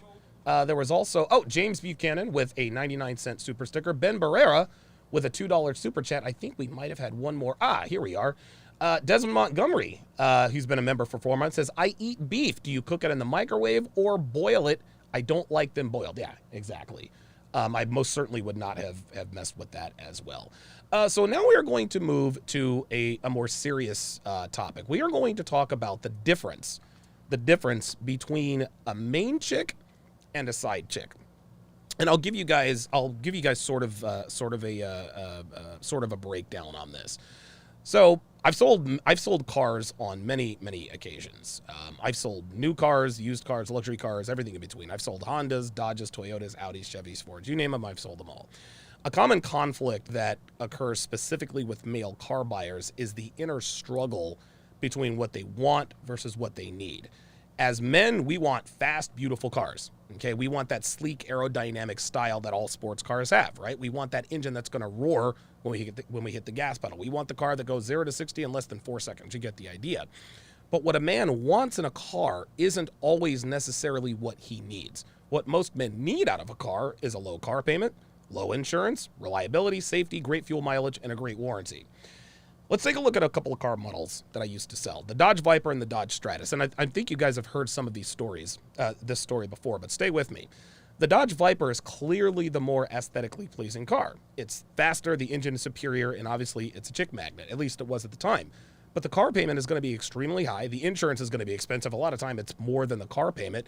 It has terrible gas mileage. I remember the 03 Viper got like 13 miles per gallon in the city and maybe 20 on the highway. Now, it's a gorgeous machine, guys. Don't get me wrong. It's fast. It's beautiful. It sounds like a monster when you rev it up. And it does turn a lot of heads, a lot of female heads. But there's an extremely high price to be paid at the end of the day. And it doesn't really have anything to do with what you need in a car other than reliability. And even then, if you open up the engine more than you need to, which is a temptation in and of itself, pardon me, you're going to have engine trouble, which reduces its reliability. Dude, plus parts and repair for a Viper, they're absolutely ridiculous. You're spending at least 4 figures every time you bring it in. Ilderton Dodge in High Point, North Carolina, if you guys don't believe me, give them a call. The Dodge Stratus, however, isn't anywhere near as gorgeous as the Viper, but it is a good-looking car. You're not going to turn heads like the Viper, right? But you're not going to get accusations of driving a beat-up junk bucket. It is much safer than the Viper because if you get an accident in a Viper, you're pretty much as good as gone. But the Stratus is far more likely to keep you alive. Plus, the car payments for a Stratus will be literally a fraction of the Viper car payment, and so is the insurance. Every man wants to drive a Viper for a short-term fleeing, guys, okay? Or they want to drive the Viper for a short-term fleeing. It's not a bad option. Maybe you lease it for a year or two and then return it. But it is never, ever a good idea to finance a Dodge Viper over 72 months, and plenty of men have made that mistake. A Dodge Viper is not a viable long-term option. The smarter choice is the Stratus. It's much better for us long-term. You'll have the car paid off before the warranty runs out. You'll save thousands in insurance payments. It's a lot more reliable and doesn't really cost much to repair if you even have to do that. Cars are like women, gentlemen. We all want the hot wife. We want the hot girlfriend. But the truth of the matter is that they're not good for long-term relationships. Unless she was raised on a farm without internet or in an Amish village, girls who have extremely high sexual market value almost always have much lower relationship market value. In this environment, the things that make women sexually attractive are the exact same things that reduce their relationship market value. Guys, take a look at any Instagram models' comments. There's no shortage of men saying things like, oh, wife material, I love you, will you marry me? Now, most men foolishly believe that a woman who looks good will also make a good significant other, and obviously we know that nothing could be further from the truth. And men make this mistake in the real world. They grab the hottest girl they can find, thinking that they've got the holy grail because she said she was traditional, but then they're devastated when she cheats on him 3 weeks after she told them she loved him. What a man wants in a woman, gentlemen, isn't necessarily what we always need. Just like cars. Again, the Dodge Stratus isn't a Dodge Viper, not even close. The Viper has more sexual market value than the Stratus, but the Stratus has far more relationship market value, which makes it the better choice for the long term. Men need to start approaching relationships the same way. It's hard, guys. I understand that, but it is necessary. And the way to put yourself in an advantageous position in terms of making the right decision on which women you'll potentially commit to starts with distinguishing the difference between sexual market value and relationship market value. So Dev, what are your thoughts on what I just said just now? That's the nicest way I've ever been called a Dodge Stratus in my life. The nicest way the nicest way you've ever been called post wall, I think, right? Yeah, yeah. Right. I mean, you can have it all, but it's very rare to. Did you say you can have it all? Yeah, you can have it all. What car gives you all of that? Well, you're gonna have more than one car. Oh, there we go. Oh, okay, all right. Well, hey, look. But then, what if the other car gets jealous that you have another car, right? Luckily, we don't have to worry about that. Well, yes, at least not yeah, yet. I mean, depending on what you need in life, that's what you're going to go for. So, if you're a bachelor and you're, like what you were doing in Vegas and stuff, more power to you. Yeah. Go ahead. Go ride the Vipers and the Corvettes and the whatevers, However, utility-wise, if you got to move, Viper's not that great as far as helping you move, like an SUV might be nice. You're going all off in the weeds, but I understand what you're saying. Yeah. What we're going to do, you and I are going to discuss, you're killing me today. Sorry. That's right. You and I are going to discuss the difference between women who are main chick material and women who are side chick material, okay? So, the first thing, obviously, is attractiveness. Listen, you got to be attractive. You got to be fuckable. If a woman is not attractive, we're not interested. But gentlemen, I'm telling you right now, you must sacrifice looks for a good long-term relationship. Every man dreams of marrying a 9 or a 10 or having a long-term relationship with a 9 or a 10. Guys, I'm here to tell you, I've said this since episode 37, 8s, 9s, and 10s are community properly. They belong to the game, and they also... She belongs to the streets. Exactly. And more of them work in the sex trade to varying degrees. Dudes, listen, cam girls, Instagram models, charging $5 to see their nipples, cocktail waitresses, escorts, strippers, prostitutes, all the way up to porn stars, which is literally prostitution with a W-2. What you got? I just hit my mic. Oh, I'm sorry. okay. When you start doing that, I'm thinking that you will have something to say, so just be very careful. Okay. Stay still. Think of all the amateur porn out there where you don't see the faces or recognize the actresses, right? A lot of these girls do this stuff once or twice, but because their faces are rarely seen or they do just a few videos, most men don't recognize them. Guys, I've been around so many strippers and cocktail waitresses who just admitted, yeah, I did amateur porn. I just did 2 or 3 videos. You can never find them, but they're there. I'll tell you this, 9s and 10s usually only sleep with the highest value men, okay? By the time she's done on the carousel, 9s and 10s aren't settling. If she does, she's bored and she's still looking for the alpha she used to fuck. This is when and why they cheat. Guys, 9s and 10s are useless because they've never had to be useful. They get everything for just looking good. They get attention, dinners, drinks, bills paid, rent paid, car note paid. Why learn anything else? Now, Devin is clearly physically attractive, right? But if Devin were an 8, a 9, or a 10, she would make a terrible girlfriend. I'd likely never be able to tame her, and it's hard enough as it is. Now, I might be able to tame her for a little while, but eventually she would go feral, as all 8s, 9s, and 10s eventually do. And even though she is 45 and well past her physical prime, dudes look at her all the time. Even when we're out shopping and you look like hell, people are still looking at you. You can't hide your... Are you saying I still got it? You can't... Stop it. You can't hide those tatas and that ass. You must sacrifice looks if you want a long-term relationship. Gentlemen, do not look for the 8, the 9, or the 10. Go for the 6 or the 7. 6s and 7s aren't 8s, 9s, or 10s, but every girl has that one trait that makes her irresistible. Great ass, great tits, great legs. Maybe she's a 6, but she has an ass of an 8. Maybe she's a 7, but has the tits of a 9. But never, ever, ever settle down for an overall 8, a 9, or a 10. The occasional 8 might if she was an ugly duckling, but even then, when she realizes what her sexual market value is, she's gonna go absolutely crazy. Devin's ass is an 8, her tits are an 8, her legs are a 9. So I'm fortunate there. But her face being a 6, that keeps you in check. Actually, let's take a look at your face. That keeps you in check. So when you hear me talk about you in that way in front of you, what does that make you feel like? It is what it is. You don't take offense to it? No, because I am obviously attractive enough to have your attention, or I wouldn't be here. So, okay. Beauty and all that stuff, 8, 9s, 10s, all that's a little relative. I understand what you're saying about, okay, 8s, 9s, and 10s, every guy wants one. They want the hottest girl in the room, the sexiest, blah, blah. But, okay, they're not always going to be the 8, 9, and 10, even if you're with them for 20 years, you know? Of course. So they've got to have something else, that you can stand. Yeah, that's. And that would be utility. So, okay. So, Devin the 4. Yeah, whatever. I've heard it all. Like, it doesn't matter. Anyone who talks about your looks wants to fuck you. That's obvious. So let's talk about. So we're gonna go down the list of a few things in terms of main chick material and side chick material. Okay. So the way a woman dresses, side chicks, they always dress hot. Side chicks, they look good at it and everything. Side chicks show cleavage at work. They show cleavage at church if she goes. Dude, they wear leggings to show off their asses. They wear low-cut shirts to show off their tits. Now, on dates, this is great. It's great. Mm-hmm. She looks good. Dudes envy you. And when you get home, you fuck her brains out. But she's always advertising the goods. And gentlemen, if she advertises long enough, eventually she'll get buyers. Now, if you're just fucking her, that's fine. But again, the way a side chick who dresses like a side chick, that is not good for a long-term relationship. Your thoughts? I only dress like a side chick when you want me to. There we go. And that is now we go to main chick material. A girl who is long-term relationship material, she dresses hot for you and only you. She doesn't advertise her goods unless she's around you, okay? Back when Devin used to actually work, she used to wear jeans and t-shirts and sneakers to work.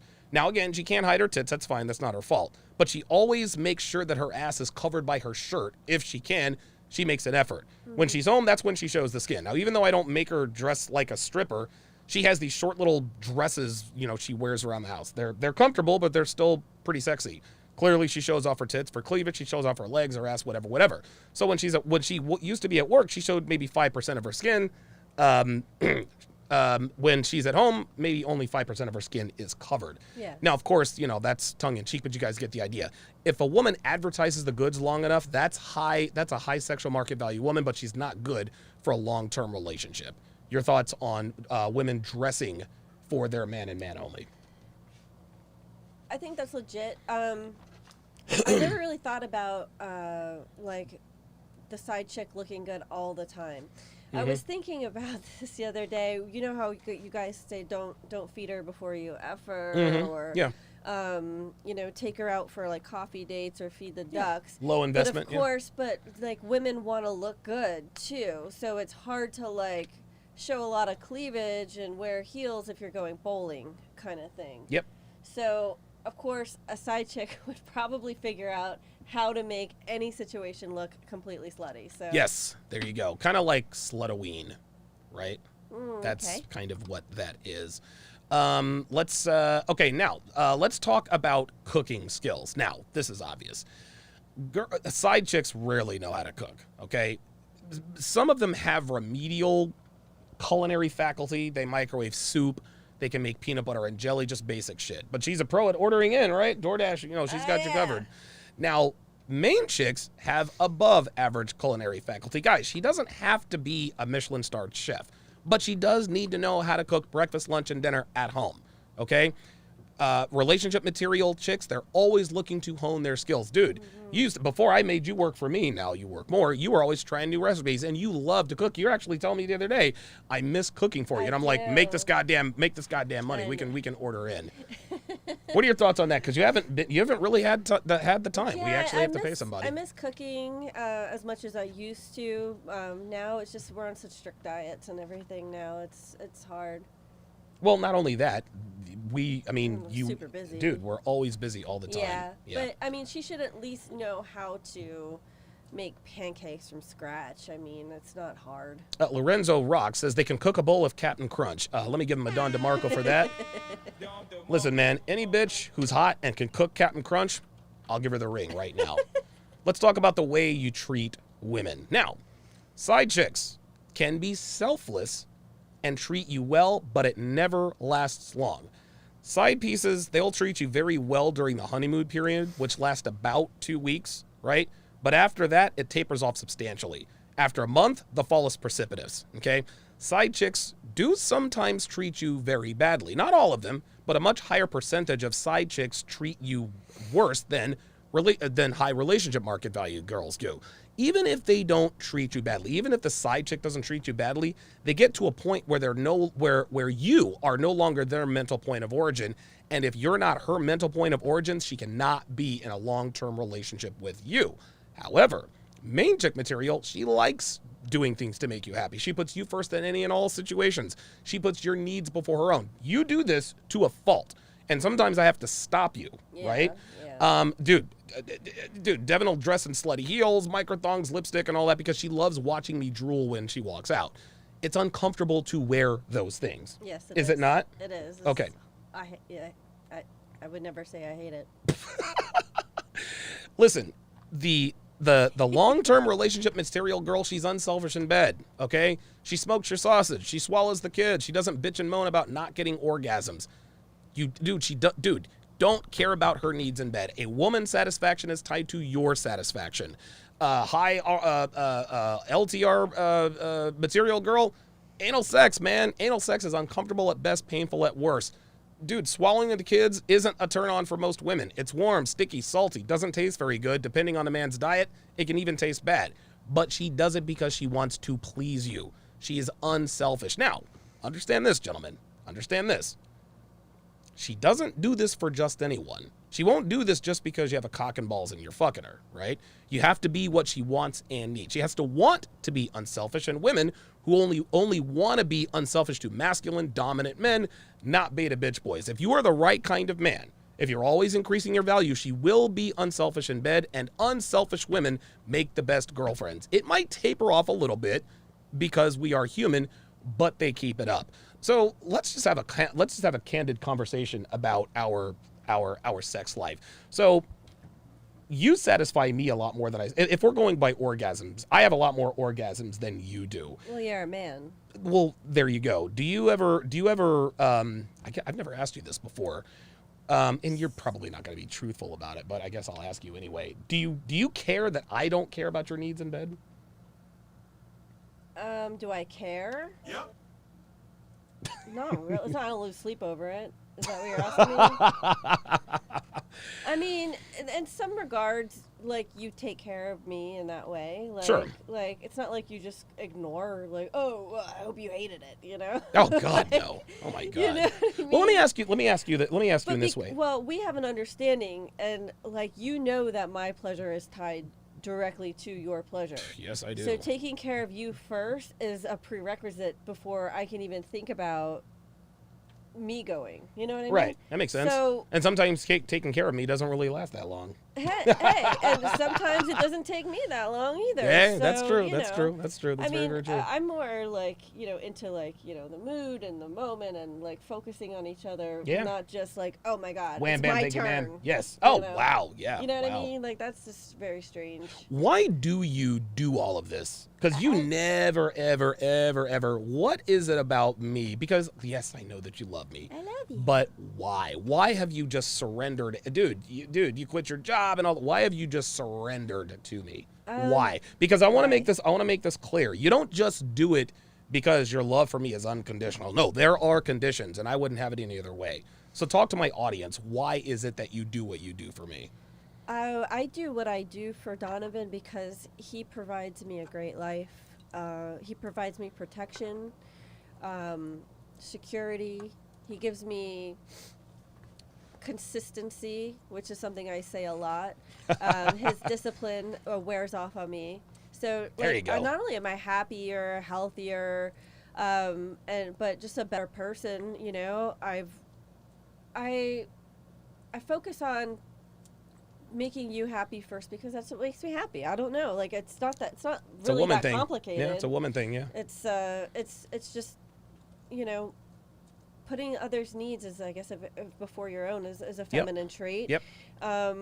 And when you really learn how to get pleasure out of doing that, oh yeah, it makes life so much better for everybody, you know. So a lot of people are just really selfish and just think me, but sometimes I feel selfish because I'm getting more out of what I'm doing for you than probably you are. That's what you think. All right. Well, maybe. It's good that we both. It's good that we both understand that we're both getting a great deal. You understand? Yeah. If I ever thought that you were getting more value, I don't know. I guess you get more from me than I do you, but I don't know that that's. I mean, as far as I'm concerned, what you do for me is worth keeping you around, and vice versa. That's why this works. Right. Because we offer we offer value to each other's lives. And it's not like we're taking score on a daily basis. No. It's either working or it ain't. Right. You know? If we were keeping score, it's 211 to like 4. Hey, I had at least 6. 11. We'll call it 11. All right. As far as money is concerned, side chicks, they spend money without thinking. Side chicks, they all think money grows on trees, and their behavior reflects it. Remember, these girls, especially the bitch from the other day, they're used to having their bills paid, okay? They think it's always going to be that way, so they don't really have any real concept of the value actual money has, okay? Side chicks usually shop brands over value. They do this to keep up appearances. They think that brands increase their sexual market value. Oh, look, I have a Coach bag, Versace glasses, and Prada shoes. I'm so fuckable. Side chicks don't spend frugally. Again, this isn't bad if you're just fucking her, but this takes her way out of the running for a long-term relationship just because you can't afford her, nor do you want to. Now, girls that are good for relationships are conscious of money. That's because they know that financial shrewdness is essential in a what class? Relationship. Dude, Dev, you are the coupon queen. Anytime we order in, you always find coupons or a discount code. Yep. Remember the storage unit we got for all our stuff? You found a better deal. You always do this. Guys, girls that are good for relationships, they are cognizant of restaurant prices. She doesn't just go all willy-nilly. Again, you do this all the time. And this is what I love about you. You do this all the time. Devin, you look at the price tag. You don't want to spend you don't want to spend all of my money. Girls who are good for relationships are always looking for the best value. Check this out. Girls are a good relationship material. They take pride in getting good products at a discount, and then they brag about it. Okay, you understand? Girls that are good for relationships understand that value is the key. Just because something is inexpensive doesn't mean it's poor quality. Just because something is expensive doesn't necessarily mean it's better. Value is the best combination of value and quality. It's not always the cheapest, but the quality is always there. Women who are good for relationships know this. Women who are good for relationships also do their best to ease your financial burden. She pays for stuff just about as much as you do, at least in the beginning. Do not be the guy who always has to pay for shit. Guys, if you take a woman out on the date, you must always pay, but dude, let her treat you. Women work too. Let her pay. It's not an insult. She's not doing it because she doesn't think you can. She's doing it to show her appreciation for you and to let you know that she doesn't look at you as an ATM or a meal ticket. She wants you to know that she is willing to share the financial burden with you. This is what girls who are good for long-term relationships do.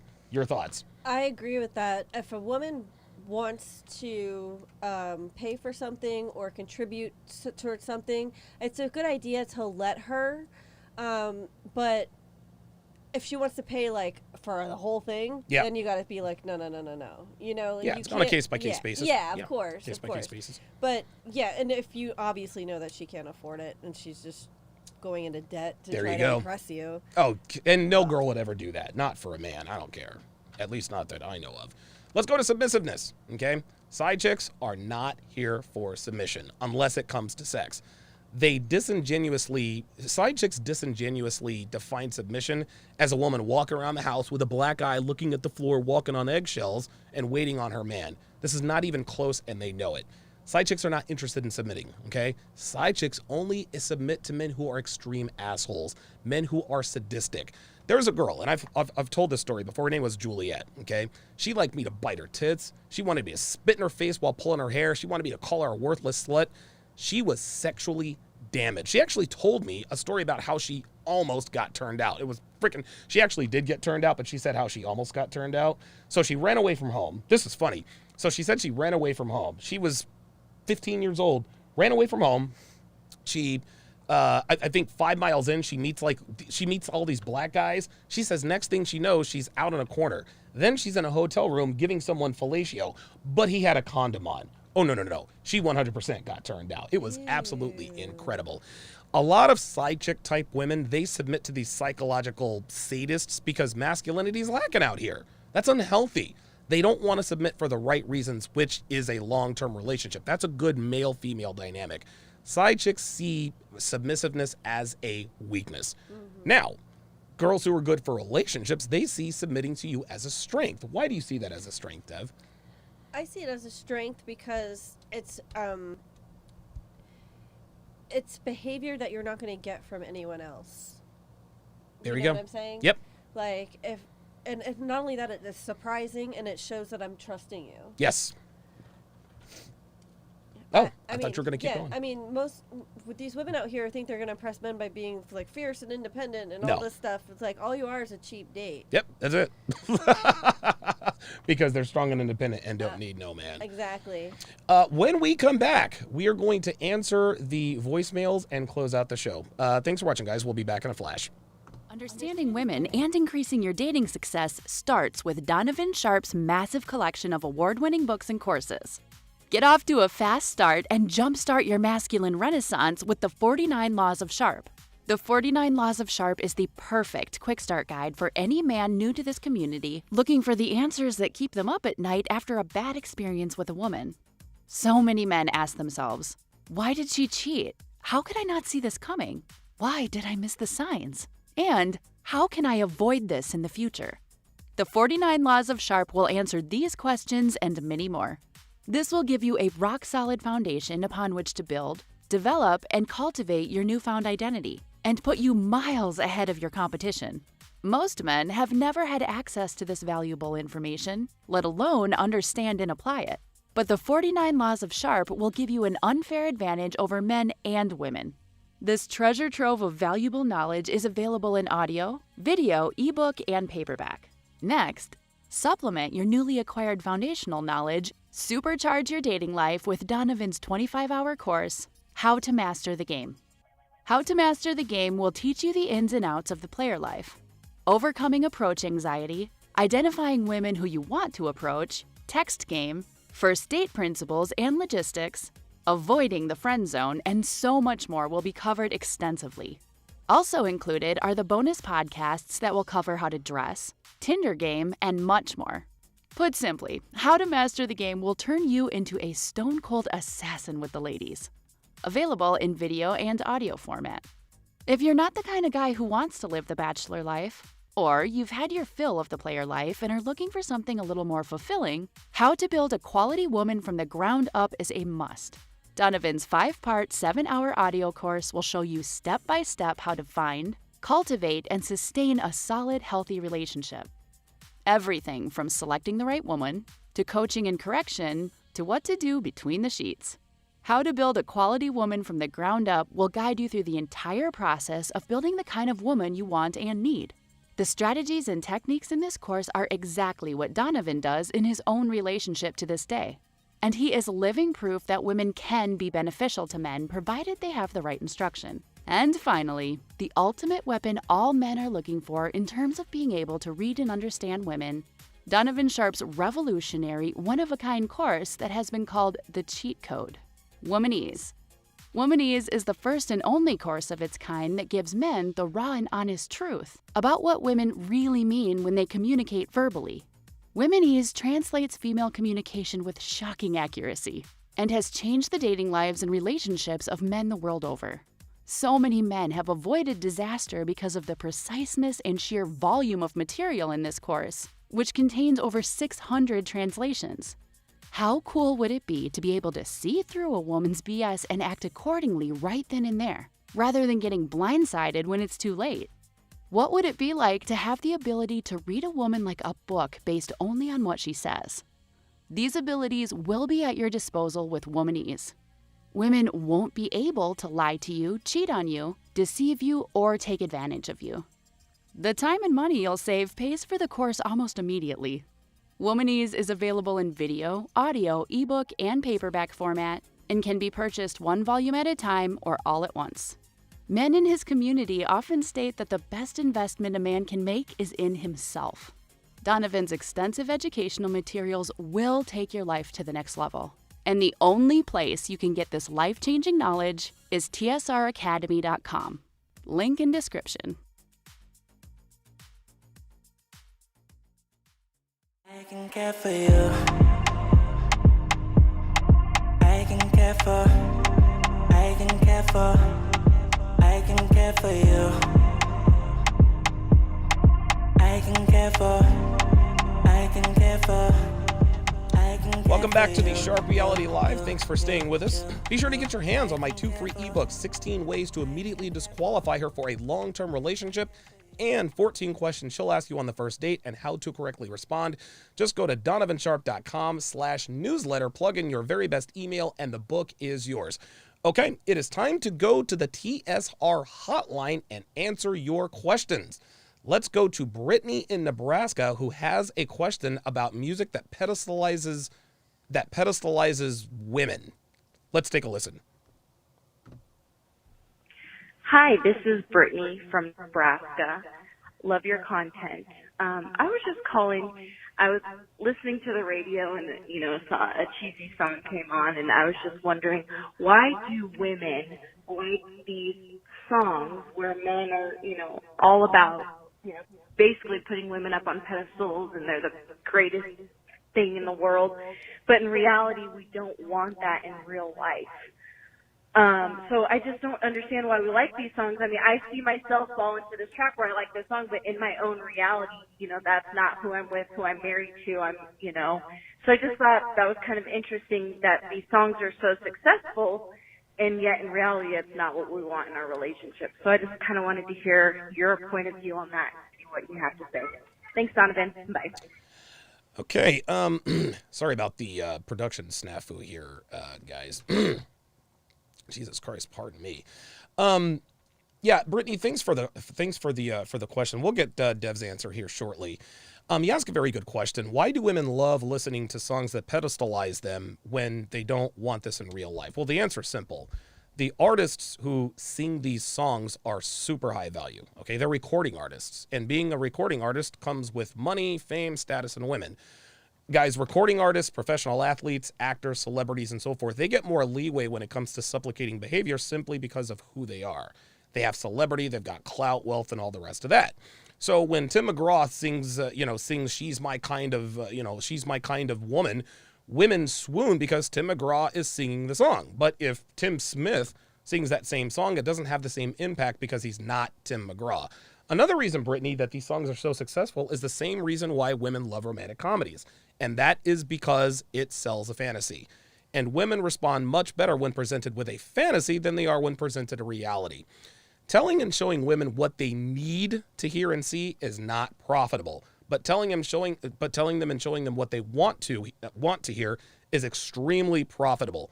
Fantasies play on women's emotions, and when a woman's emotions are engaged, she falls in love with whatever product gives her that emotional rush. You said yourself that even though you don't understand that this is not what you want in a relationship, that you still sometimes get sucked into the songs, and this is exactly the intent.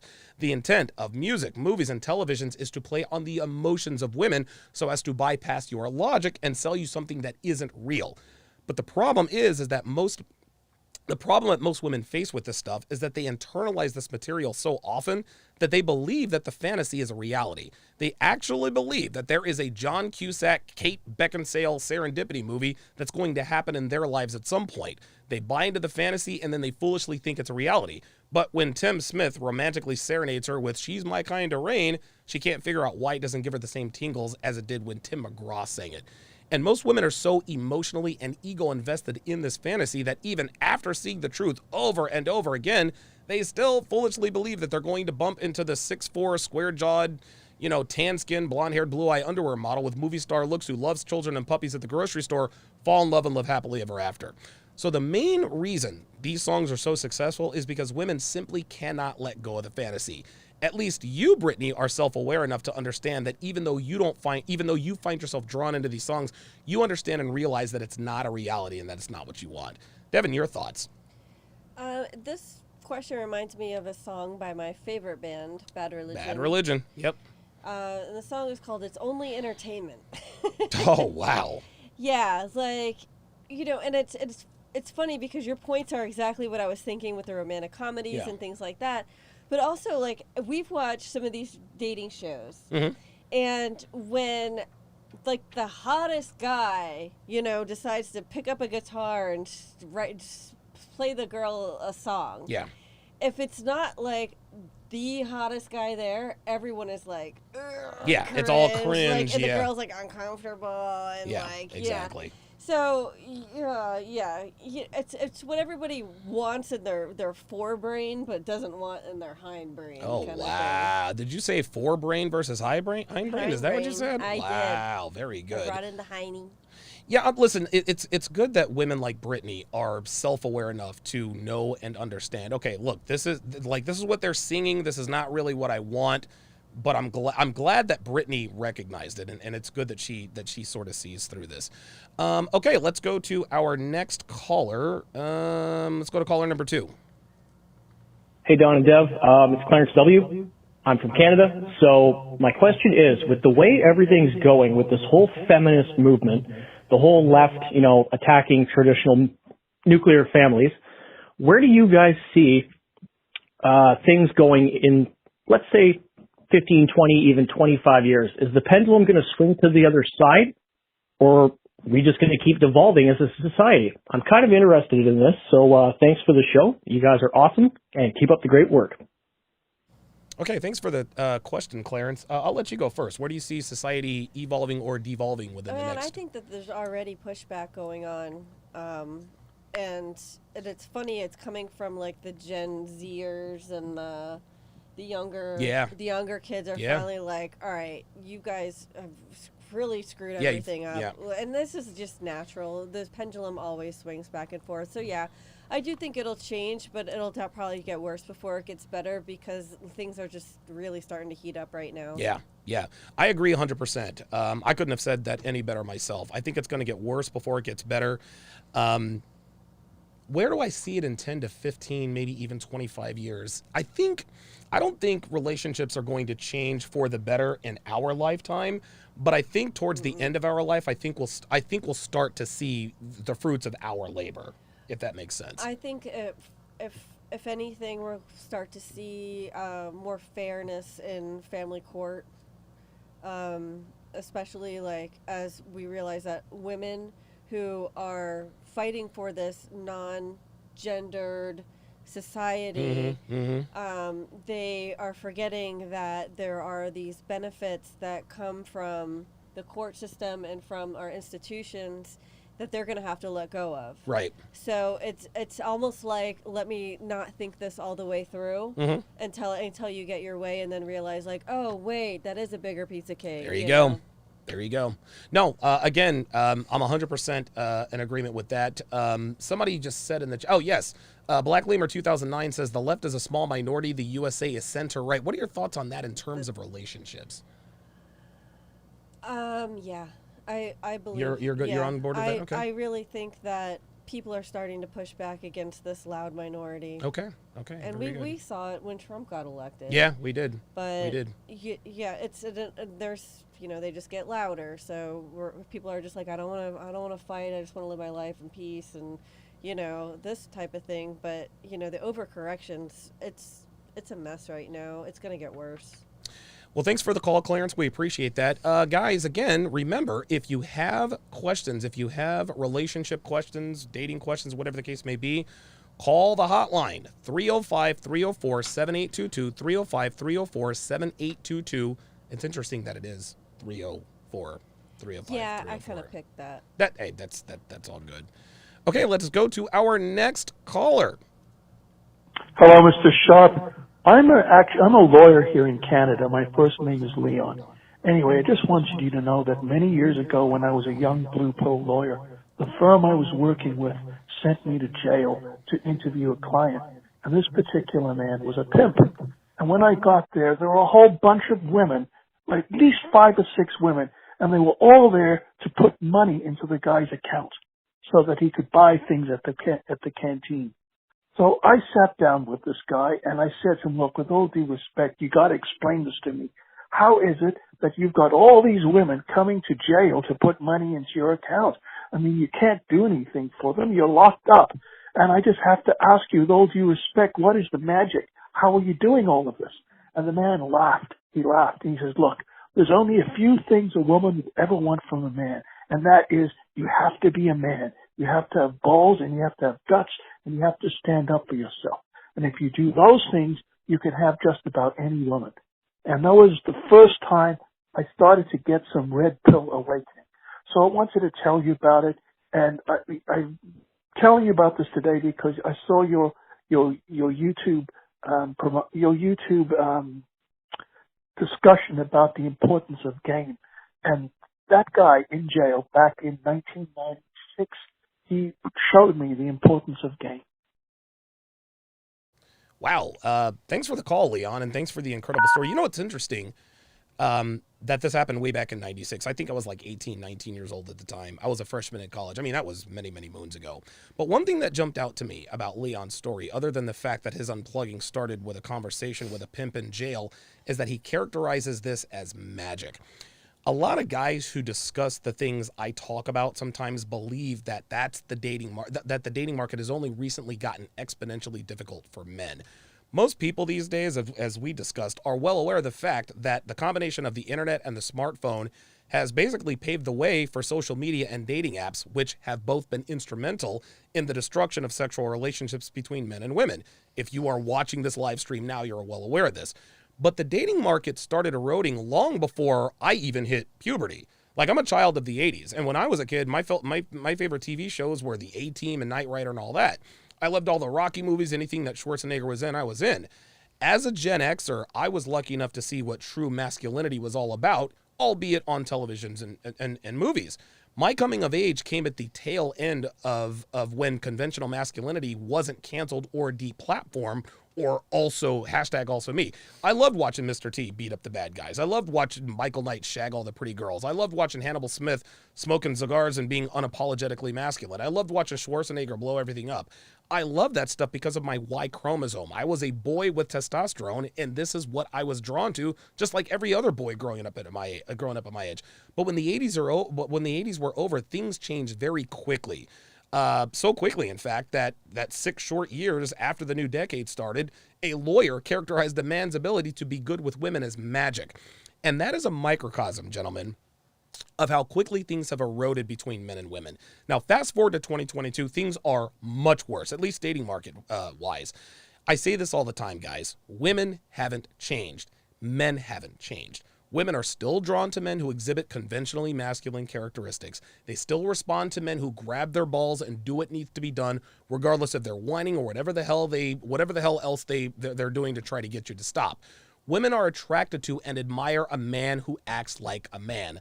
The problem is that masculine characteristics and behaviors have been legislated out of men. These days, it's damn near illegal to be a man. If you walk up and talk to a pretty girl in public for the sole purpose of building attraction, you're guilty of street harassment, and sometimes it will be characterized as sexual harassment. If you strike up a conversation with women at the office, you'll get #AlsoMead, and your career is over. If you're a college student and you get drunk and hook up with a co-ed who is also drunk, you could be expelled if she decides that you EPAR spelled backwards her. If you meet a girl at the bar or the club, you guys have a night of fun, you could be arrested for the same reason as the drunk co-ed accuses you of. Males these days are quite literally terrified to be men for fear of their careers, their money, and their very freedom. But like I said, this isn't a recent phenomenon, at least not legislatively. Males have been afraid to be men, I would say, since the late 1980s. So an inmate who has no freedom, no money, no social currency, and nothing tangible to offer women, who has complete control over a half a dozen of them, when every one of those women could easily get all of the tangible benefits from men who enjoy freedom. Guys, this is indicative of the deplorable state of masculinity going back as far as a quarter century. One of the main questions that men who find this community ask is, why do women pledge their undying loyalty to assholes? Why are they so loyal to players? Why do they worship guys who are in prison for violent crimes? They question, why do we even marry men convicted of red rum spelled backwards? Well, the answer was given to Leon, 27 years ago, when that pimp who was locked up simply told him that you have to have balls, you've got to have guts, and stand up for yourself.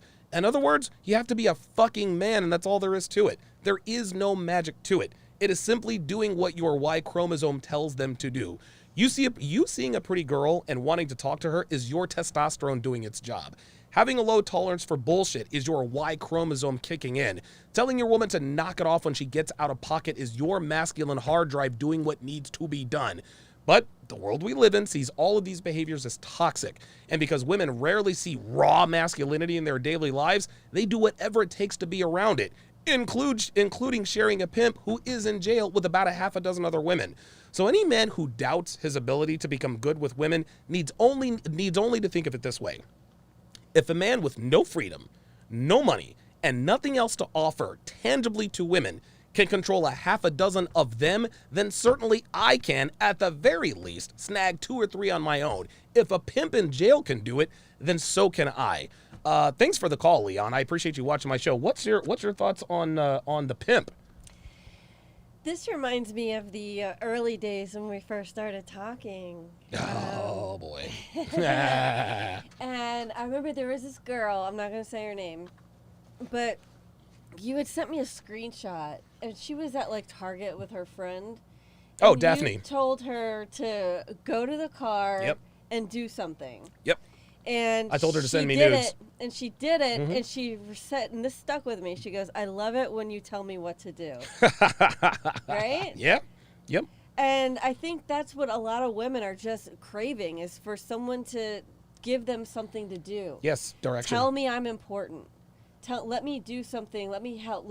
So a woman who doesn't have a job, who doesn't have a task, is just basically lost. And I think with the masculine frame is saying, okay, I've got a program, I got a plan. Oh, I need you for something. There you go. And that brings out her willingness to not just submit, but to comply. Yes. And honestly, like, making a woman feel useful is half the battle, I think, because most women don't know what value that they bring. No, or they don't have value until you tell them what it is. Or until you show them what it is. Right. No, you're absolutely right, man. And it's interesting that Leon had this discovery in jail. And this just goes to all of you. Well, all you need is money and looks. No. Listen, money and looks help, but game trumps all. How much you want to bet that the pimp he was dealing with was black? Of course he was. Of course he was. Because most pimps, as far as I'm concerned, I think most pimps probably are black. I've never really heard of a white. Not a lot of white. A lot of white pimps. Yeah. I'm not exactly sure about that. Thanks for the call, Leon. That's a fascinating story. Our next caller is Trav. Now Trav is the guy that I not so subtly advised him, hey, you need to be a man. This is the problem with black men. Let's take a look at what Trav had to, or take a listen to what Trav had to say. Okay. Here we go.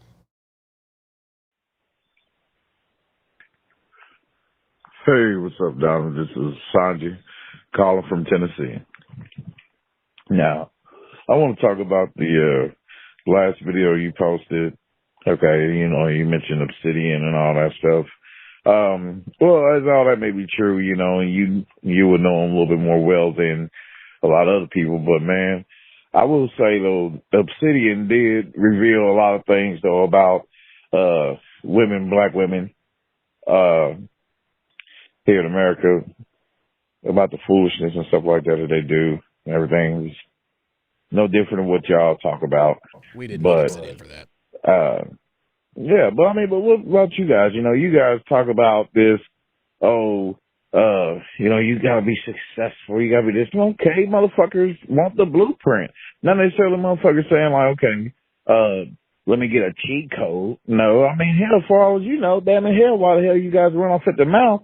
You don't know, damn it, hell, there may be motherfuckers, and there are motherfuckers out there who's grinded, damn it, who's like, where the pressure feels like, damn it, you know, like a motherfucker climbing over 5 mountains and shit with a mesh bag full of 20 bricks. That's how much the pressure is, damn it, in the crazy fucking hard laborious jobs a motherfucker, you know what I mean, done and shit in order to get through. Hell. And, you know what I mean, a motherfucker may just want to know, hell, like, how the hell can he or she get those kind of connections, you know what I mean, so they can fucking work and shit, you know, and be cool. You know what I'm saying? Oh, wait a minute. Okay, so it sounds like Trav. Sounds like Trav wasn't too pleased about what I said. Number one, there is no blueprint for success, right? There is no blueprint. There are characteristics and traits that most successful people have in common, but there's so many other ways to become successful. There is no blueprint. Trav wasn't done. He called back again after some thought. Let's take a listen. Yo, this is Sanjay. Hey, man. Yeah, motherfuckers don't want a cheat code. You know what I mean? Hell, just give a motherfucker, you know, a blueprint of how the hell they can be successful and shit. Okay, though, as you said, you know, you ain't all the way there yet where you want to be and shit. But, I mean, hell, like, help give motherfuckers, like, you know, blueprints, you know what I mean, of how the hell they can become an entrepreneur in this or that or whatever, you know what I mean, how to conduct business with people and shit like that instead of just giving, like, the face value of shit, you know.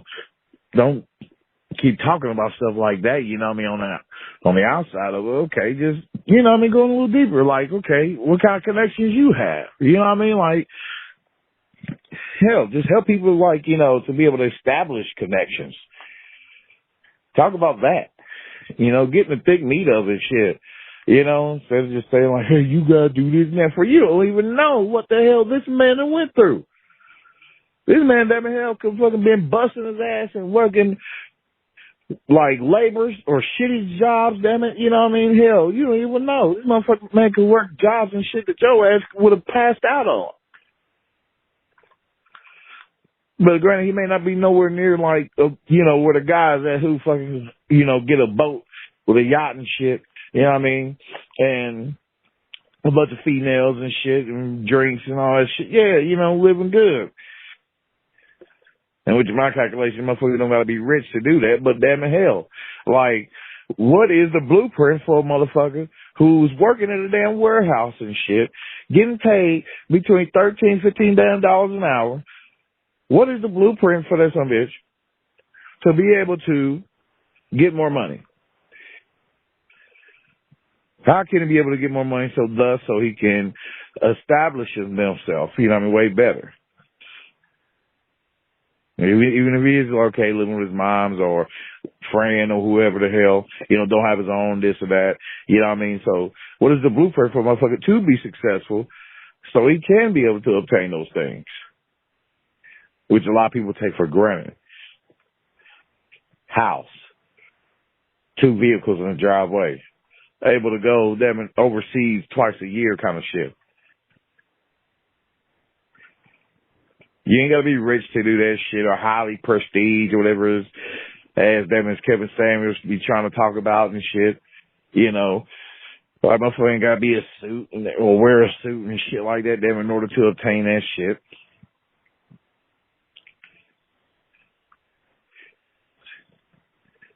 And shit, motherfuckers ain't missing with that bullshit. You know what I mean? Then, like, so you can tell in that second voicemail, this is funny. So Trav assumes that I was born with a silver spoon in my mouth. That's what I got from that. He thinks that the reason I'm successful is because of the connections I was just born with. Right. I've never worked in a warehouse. Trav, let me tell you something, fam. Let me just explain something to you about your boy. Dude, I can drive the dock stalker, the forklift, the pallet jack, the high lift, the big clamps, the small clamps. I can operate with skill and precision. I can operate every single heavy equipment there is. I used to work for a meatpacking facility. It was at least 32 degrees in that meatpacking facility. I've worked at APL in Atlanta. That's Palm Olive.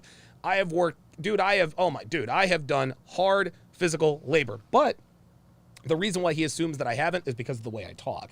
Because of the way I talk, he assumes that I was born with a silver spoon in my mouth. So he's saying, what's the blueprint for those who have actually worked blue-collar jobs? Trav, I have worked blue-collar jobs. The blueprint is to work harder. This is funny. Hang on a second. Dre Raven on the Sharpe stream side says, Trav, it's called hard work. You build those connections by proving yourself to the people you work for or who purchase from you. You can't avoid work, period. I never got a blueprint on how to code. You know what I'm saying? Yeah, I mean, no one gave me a blueprint This guy's killing me. Like how to like make dinner. I mean, Yeah. there are recipes, but no one's gonna tell you like the difference between a sirloin and a New York strip. You gotta figure that stuff out.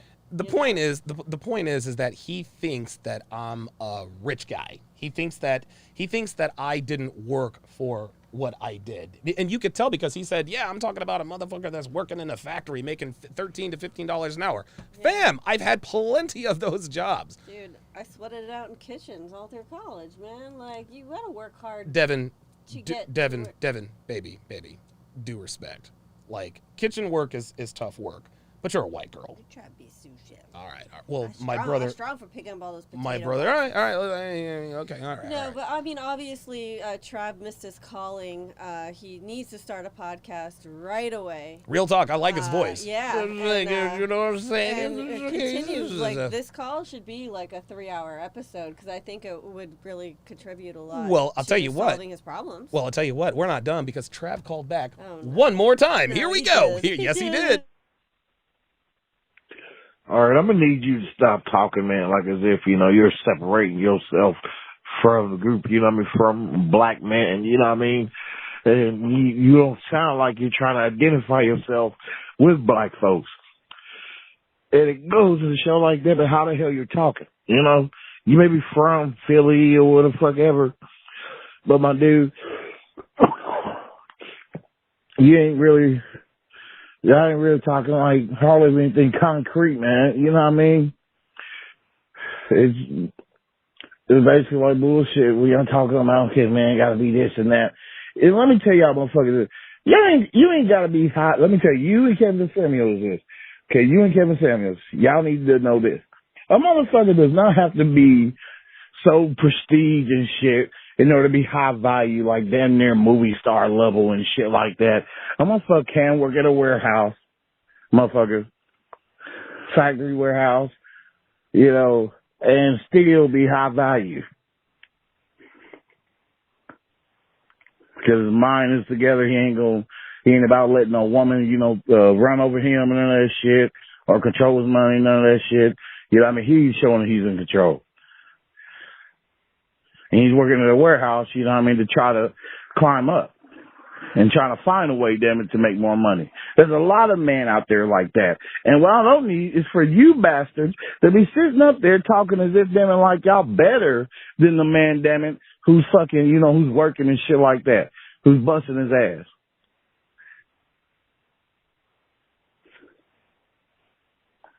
It may not be a damn one of those top dollar jobs and shit, but the motherfucker is working. Y'all silly as hell. And know this, you're not white, you're black, nigga. There it was. He there it told was. you. Yes, he told me, you're not white, you're black, nigga. Is it because we're on YouTube that he thinks we're high up talking down to people or something? Dude, no. It's because of I've tried to explain this to you in the 6, almost 7 years we've been together. Black people assume things about me because of the way I talk. This dude knows nothing about me, but he assumes that I came from high society and that I'm speaking from on high. Trav, fam, I was below where you were. My advice to you, fam, is number one, put down the bottle. Like, that sounded like a drunk phone call to me. It sounded like he was All drunk. of them sounded progressively worse. Well, he's called me 4 times. The first time he called up and looked for advice, I gave him the advice. Then he wants to call up feeling some type of way. But he said all that stuff. Oh, girl, motherfucker, what you gotta do? Motherfucker, where I get in the warehouse? It's like a drunk Bill Cosby, right? Mm-hmm. And then right at the end, he tells me what he really thinks. You're not white, you black, nigga.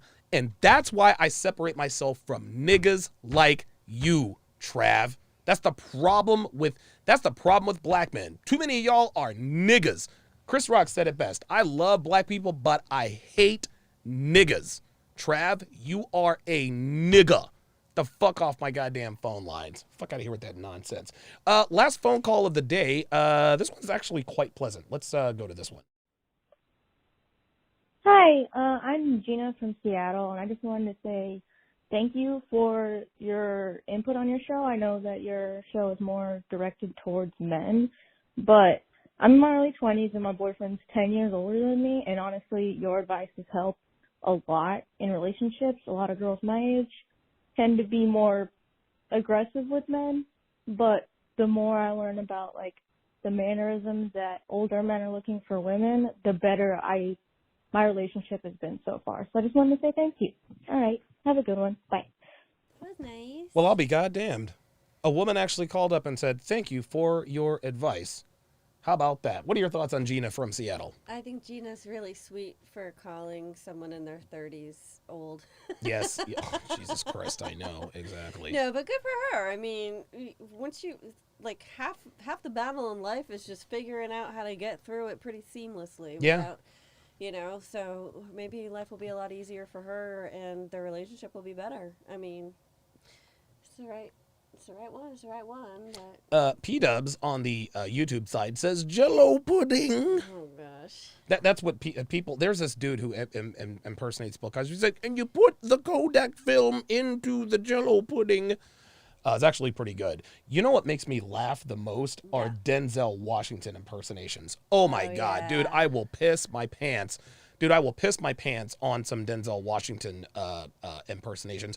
But yeah, it's good to get a little bit of recognition from the other side every once in a while. Mm-hmm. And that's good because, like I said, man, I'm trying to help out men and women. I'm 100% on the side of men. If it's either men or women, I'm picking men all day. But men are happier when they have a reliable woman at their side. It is what it is. Yeah. Your final thoughts on Gina? No, Gina, thanks for calling in, and I would love to hear more from women out there. Is what we talk about good or bad for your mental health, for your relationships? What's going on out there? Yeah. Appreciate that. And again, guys, if you have a question, men and women, ladies, you can call too. Relationship questions, self-improvement questions, call 305-304-7822. That is 305-304-7822. Final thoughts on today's broadcast. I love you more than ever. Oh, good God. On the broadcast, not me. Oh. I love you on the broadcast. Okay. No, everything's good. Yep. Yeah. Everything was solid. Let me read. Apollo says she sounds a lot like Allie. Dre Raven says, I'll bet you she's an Allie listener. She probably is. Probably is. Dre Raven said, and holy cow, Pearl is up to 91,000 subs. Yeah, shout out to her. Shout out to her. I appreciate that. My shit is Sam. Oh, now I haven't seen Sam Jackson impressions. I haven't either. I bet that would be fun. Dude, the Denzel Washington impersonations, those absolutely, dude, I'll be, my abs are almost always sore. Fantastic show today. That is going to do it for this, the 859th edition of TSR Live. My thanks to all of my callers, super chatters, and channel members. Make sure you download the Sharpe Stream app. Thanks for watching. I can care for you. I can care for. I can care for. I can care for you. I can care for.